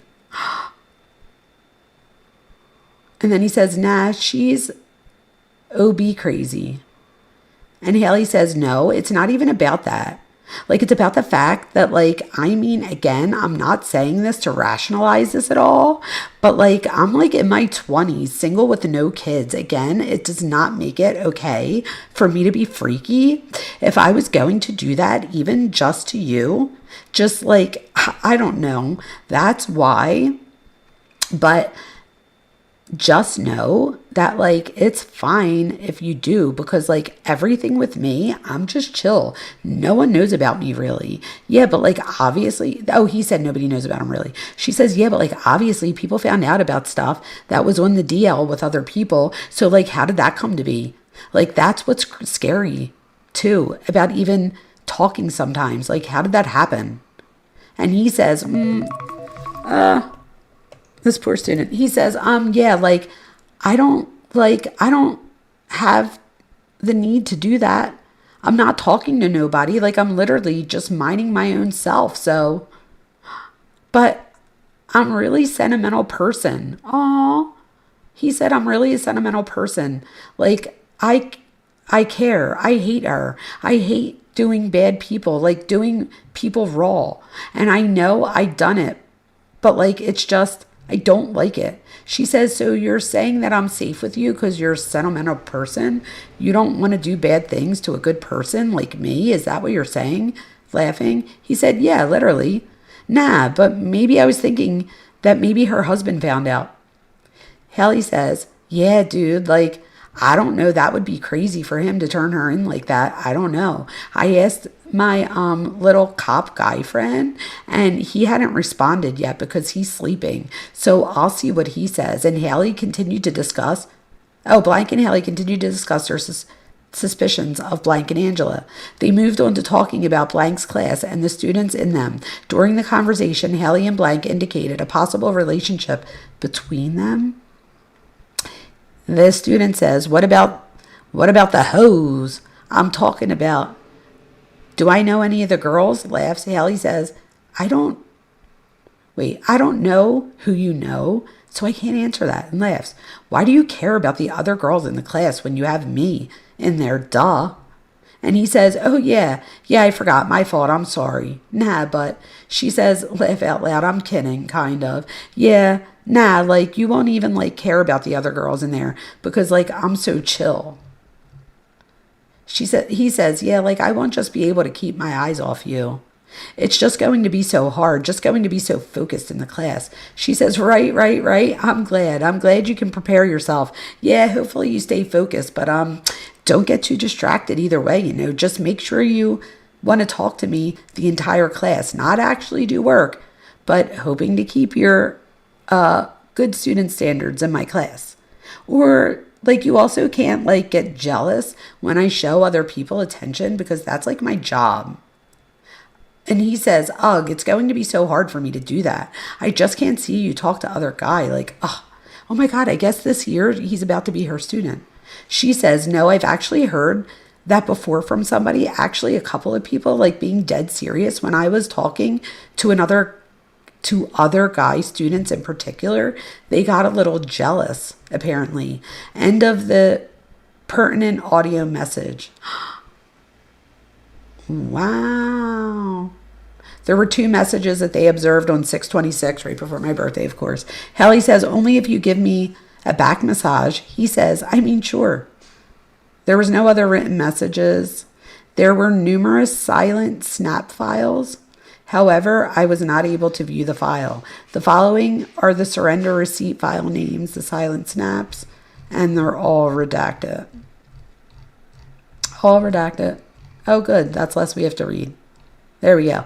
I viewed the media particular photos that were exchanged between Hallie and Blank. There were a total of 5 images exchanged between the two. This photo is a Polaroid type photo being held in someone's hand. The color photo depicts Hallie wearing a red sleeveless shirt with blue jeans. She is posing by holding her arms out, holding up 2 fingers. Standing directly behind her is Blank wearing a black shirt. Blank's left arm is underneath Hallie's arm, holding up 3 fingers. Behind them are several photographs and other decoration similar to Hallie's desk area in her classroom. And then the next color photo is a split photograph of Hallie wearing a blue-white sleeveless shirt, posing with her tongue out of her mouth. The other photo appears to be Hallie's brother, Noah Beck, with a white shirt sitting at the table. Birdie sent me a flower and jewels. Thank you. Oh, I see. You guys, I'm going to have to look at the name because I'm not going to say it out loud, but I have a way of, I'll tell you another time. Like, I don't want to put it out there because if it is someone. Oh, wait, maybe not. I don't know. We'll see. Do I need to get an agent? Huh? Thank you, Birdie, for my 30 jewels and my flower. Thanks, Queen. So Noah Beck is her brother that is famous. This color photograph is of her desk with a gray carpet in the background. A paper with writing is partially visible. However, it's not clear what the words are in the paper. The next is a photograph of Blank seated in the front of a vehicle. He is clothed, wearing a black shirt and blue jeans. Blank is posing for the camera, holding up his open hand. The next one is the kid wearing a black shirt. Someone in the background is wearing a white shirt, possibly with a backpack. It appears to be a large room, possibly in the school. The next photo, someone shirtless. The person's shoulder and partially of the face. There's not enough of the person's body to know exactly who it is or if they are male or female. I hope that was her. And she's like, what the fuck? Because they didn't know if she was male or female. This file is of the chats. There were 7,600. Let's see. Oh my gosh. All right, Ellie. You just drank like 4 gallons of water. Hallie says, I'm going to actually be late to work one day. And everyone's going to be like, where's Mrs. Beck? She's just sleeping in. No, it'll be because I KILL'd myself because of you. So watch yourself. That right there should put her in jail, in my opinion. Do you guys agree? That right there should put her in jail. Again, she said, I'm actually going to be late to work one day and everyone's going to be like, where's Miss Beck? She's just sleeping in. But no, it'll be because I took my life because of you. So watch yourself.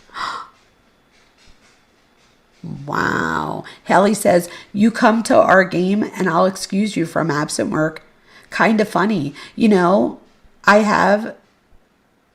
I have you literally rolling on my kitchen floors. I don't want to hear it. Hallie said, you're going to say, I'll give you 2 check marks.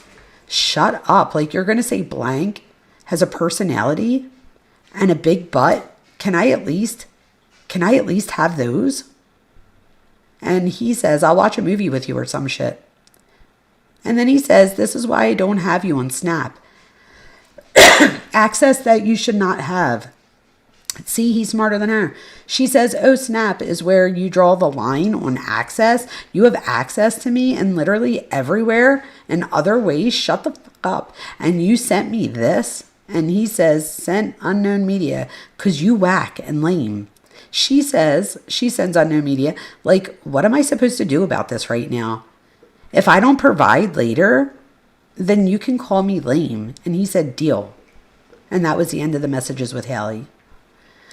Next, I checked for messages with Angela and was not able to locate any. Wow. While looking through messages with other users, I found a message that referenced Blank teachers. The profile was with Blank. There was so many more messages. Let's see. These are all redacted names, but it says, Blank says, where are you? Tutoring. You make me so mad. Your tutor? ? And they say, who's your tutor? And this person says, Miss Beck teaches world history. I'm in U.S. history, ATM, and I need help with a take-home test. And they say, okay, weird. Okay, you've been there for hours the past few days. And they say, and he says, indeed. The other person says, you're that behind in world history? ? Dinner was made yesterday and I picked up cookies the first day. And he says, no, U.S. history I already took. This is world history. And the person says, is it just me? Is it just me? Or why are you texting me when you're getting help? And then he says, because I'm not actively doing the shit. She is. I don't know, Blank. And they said, that's weird to me. Stop fucking your teacher. Wow.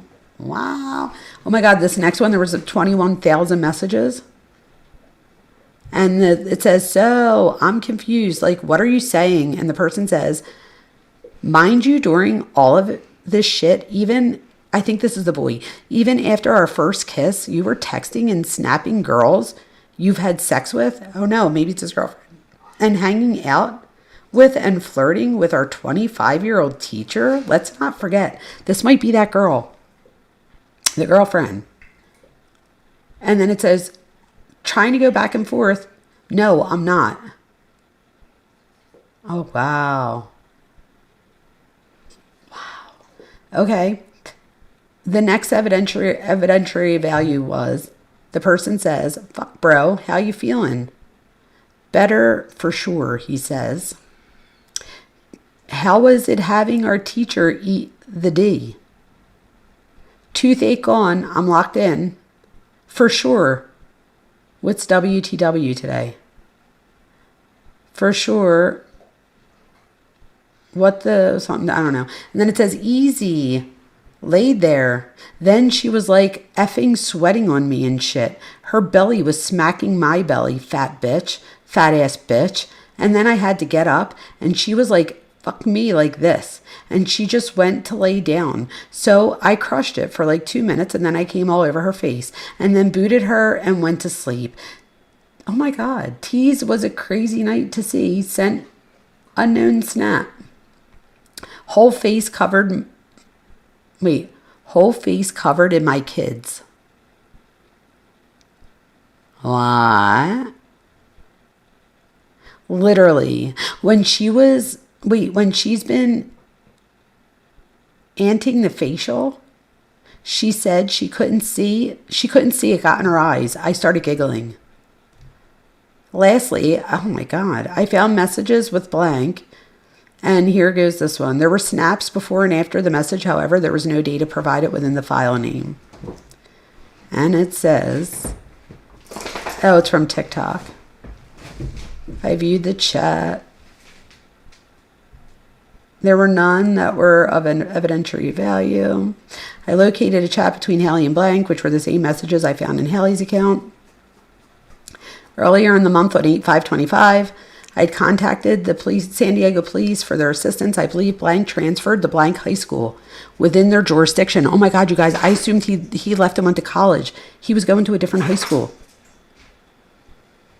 This was confirmed from an Instagram post from local sports news profile. Using public databases, I confirmed blank was on the roster for blank high school. I was put in contact with Detective T. Mason with the San Diego Police Department. I relayed information to her and requested she assist by seizing blank's cell phone.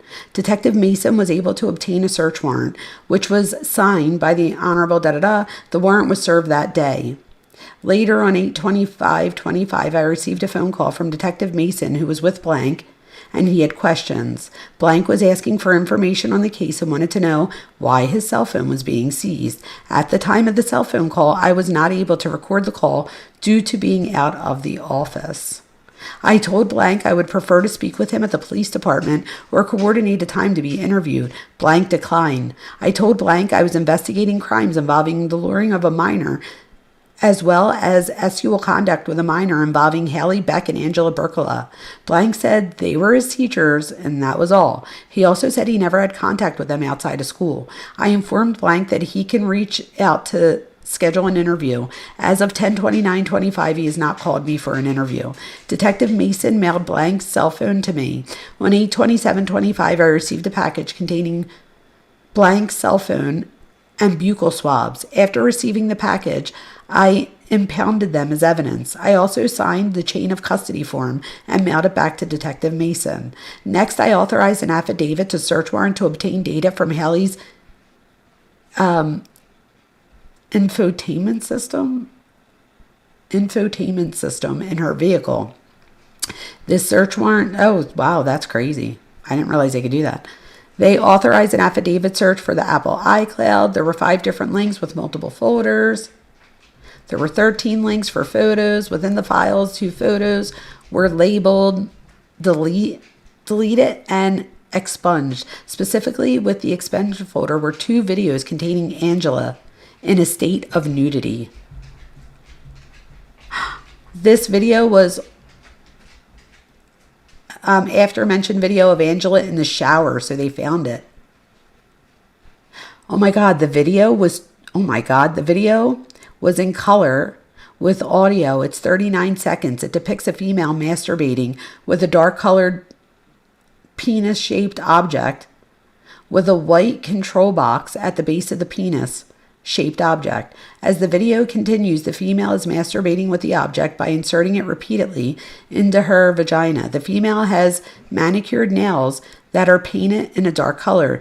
The audio of the video is of a female moaning, but no name is said. The camera is focused on the female's vagina and her face is not visible.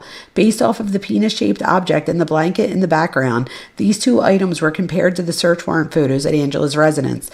The penis-shaped object found in Angela's bedroom is the same penis-shaped object seen in the video. Also, the bedding in the background of the video is the same bedding that was on Angela's bed at her residence. With this information, it is reasonable to believe that the woman masturbating in the video is Angela. Also, within this file were blank messages that were uploaded to iCloud. I reviewed the messages between Haley and Angela. There were no messages with Angela. There were messages between blank and Haley, however. They were in 2025 after blank had turned 18. Who cares? These messages were similar to the ones found in Haley's phone and were sexual in nature. Wow. The files in this link belong to blank's mother, Trisha. It was duplicate information. All right, are we getting to the end yet? Let's see. I'm afraid to skip the very end. That's like when they'll throw something in. Oh, they received that the Snapchat was ready. Look at all the items on the Snapchat. Holy shit. There is so much media. Oh my gosh. I went through all of the production files. After reviewing the messages and various media files, I did not locate additional conversations or media files that weren't already found in Haley or Angela's profiles. In blank accounts, there were many nude videos, photos, and different females. Of those females, I was not able to determine if they were Haley or Angela. On 8/28/25, I authorized an affidavit for a search warrant, Blank did not provide his passcode for the phone. As of 10/29/25, they have not been able to complete an extraction of Blank's phone. So then on 9/30/25, they contacted Chelsea, Blank's mother, to coordinate an interview with her many details of the case and explained. I called Chelsea and explained I believe Blank was involved in the case. About the details, Chelsea requested some time to discuss the interview with her husband, John. This interview was eventually scheduled for 10/14 on the day Chelsea and Blank came to the police department. John came in a short time after they had arrived. Detective Dominies completed the forensic interview while I spoke to Chelsea and John. I explained to Chelsea and John how I came across Blank in the investigation. I played a couple of audio clips of the conversation between Haley and Blank that were concerning. The following were the media files that I played, and they're all redacted. And it says, after I played the audio files, I met with Detective Dominiques, who had finished interviewing, and the detective told me Blank did not disclose a crime had occurred.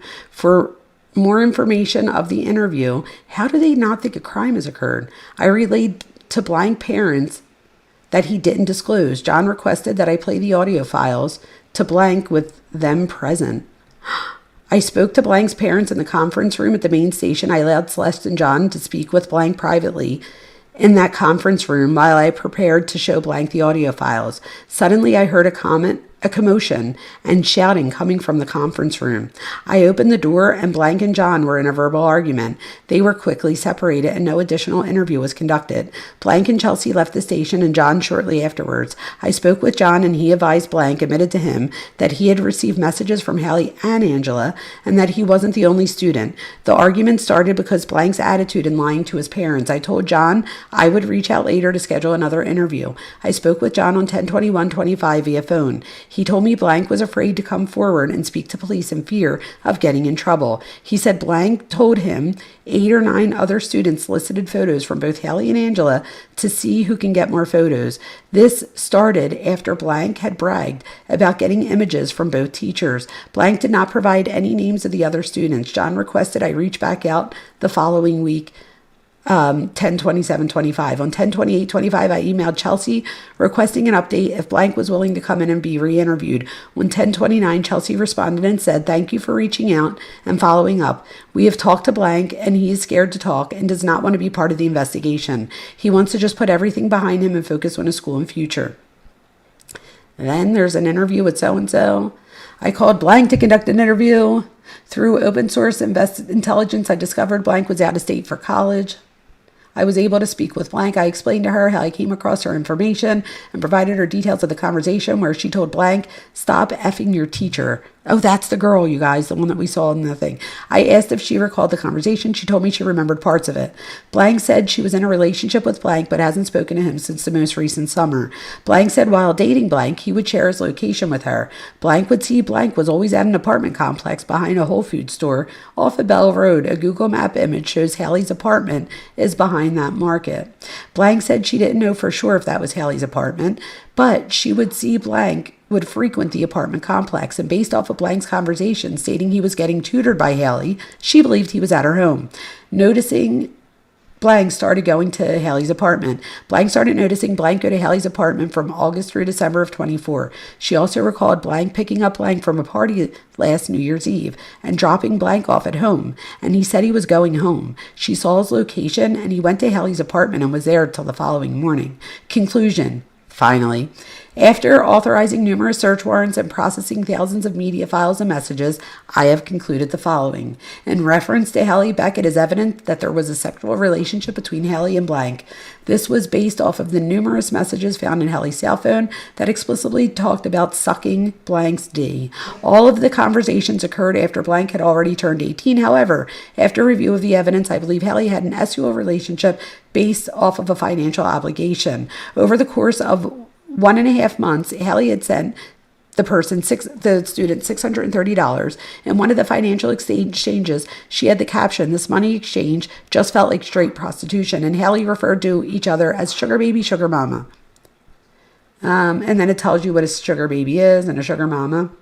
In one message, Haley told blank, "If I cut you off from the money benefit from all this, I really feel you would never speak to me." In another message, she told him, like, "You're getting basically a relationship out of me without the arguments and constant need for commitment and reassurance. So you're welcome." Haley also told blank, "Not like us being cool, just my physical and my money services." Blank responded, "Nah, for sure. I mean, if I was 27 and I had a boyfriend that was a cop, while I'm breaking the law with my student, in caps, and the cop was in caps, I'd probably be conservative with my services as well."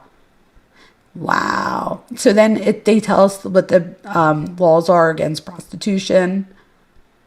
Given Haley's fears, if she takes the financial component away from her relationship, blank would stop speaking to her. Therefore, I believe Haley has committed pandering by compelling, inducing, and encouraging blank to engage in acts of prostitution. In regard to Angela, there were few messages between Haley and blank. After serving the legal process, the blank cloud account, 2 videos were discovered that showed Angela in a state of nudity. One of the videos was provided by police by Rochelle. Metadata for this video shows blank had the video after he turned 18. The other video, however, is believed to be Angela based on the penis-shaped object and the background, which were the same items seen in her residence pursuant to a search warrant. The metadata for this video shows blank had a video before he had turned 18. For both of the videos, I cannot determine how he obtained the videos. It is unclear if Angela sent the videos or not. There has been repeated information. There are other students who are potential victims in this case. With blank and blank refusing to cooperate and provide accurate information, I am not able to confirm if there are other victims in the case. Multiple interviews were conducted with other subjects. And then it says, please refer to for further supplement, which I think we have to what's it called? FOIA request. And I hope we're done. I think this is done. My voice is hurting. Oh, Cellbrite. Oh, you guys, does anybody know how to do FOIA requests? And that's it. Wow, I can't believe I got through that whole thing. I can breathe. Okay, so let me stop this. You guys, how long have we been live? 500 hours? Thank you so much. I cannot believe, Casey, I can't believe you're still here. Birdie's here. I can't believe you guys are here. Thank you. I don't know. Wait, I've noticed too, Birdie. I have to go back and read your messages. I would be devastated if my son was prey to a teacher like this. Oh, 100%. We tend to instinctively look out for our daughters, but with young boys, it's just, yes. And that was one of the reasons that I wanted to do this tonight too, was because I genuinely feel like boys don't get the same one. Actually, so when Ava told me about this tonight, my daughter, I was like, oh, we need to do this. And part of, not just the reason, but one of the reasons was because I was making my, I'm going to sleep too right now, wise woman. You're good. Thank you so much for being here. I'm about to hang up. I'm just wrapping it up. But in my family violence class, there's an entire chapter on men as vulnerable and victims as well. And I just did that chapter tonight, like getting ready for class. So I was like, oh, this is like meant to be. You know what I mean? Thank you, Cocktails and Homicide. Thank you so much for your generosity. Thank you. I appreciate you. And a wise woman gets to be part of the crew now. So thank you. I do appreciate you guys. Boys need to be protected. You have 3 boys. Are you Sunny now? Hi, are you Sunny now? You have 3 boys. Yes, Casey, go to bed. I'm going to bed too, Case. I'm hanging up right now. I love you guys. Please go. You sent a floating heart. A wise woman gifted 12 jewels and a floating heart. I love you guys. Casey, is that my fault? Travis, what the hell are you doing here? Oh, Travis. You have to go back and listen to this one. This woman is cray. 2 teachers at one school were having sex with the same student. And the one was like jealous of the other. It was bananas. But Travis, you have to go back and listen. It's cray. And if you don't go back and listen to the whole thing, at least rewind through some of the text messages and listen to it while you're like doing chores or something. You're going to be like, what the? And I actually say some of the things. Like, they say some nuts things, no pun intended. No, Casey, it's so late. Everybody's got to go to bed now. I didn't realize it's only like 1:21, but I've been on here forever. So I'm going to. My voice is starting to hurt and I need a drink and let the dogs out and all that good stuff. Thank you so much for being here, you guys. I appreciate you more than I can even articulate. Wendy says, exhale. You have done a brilliant job. Thank you. We appreciate this awareness. It's so valuable. Wow, that literally was worth this whole time. Yes, one of my boys' teachers kept telling me how handsome he was when I went to the parent-teacher conference. He was in elementary school. I said, what the heck are you teaching him?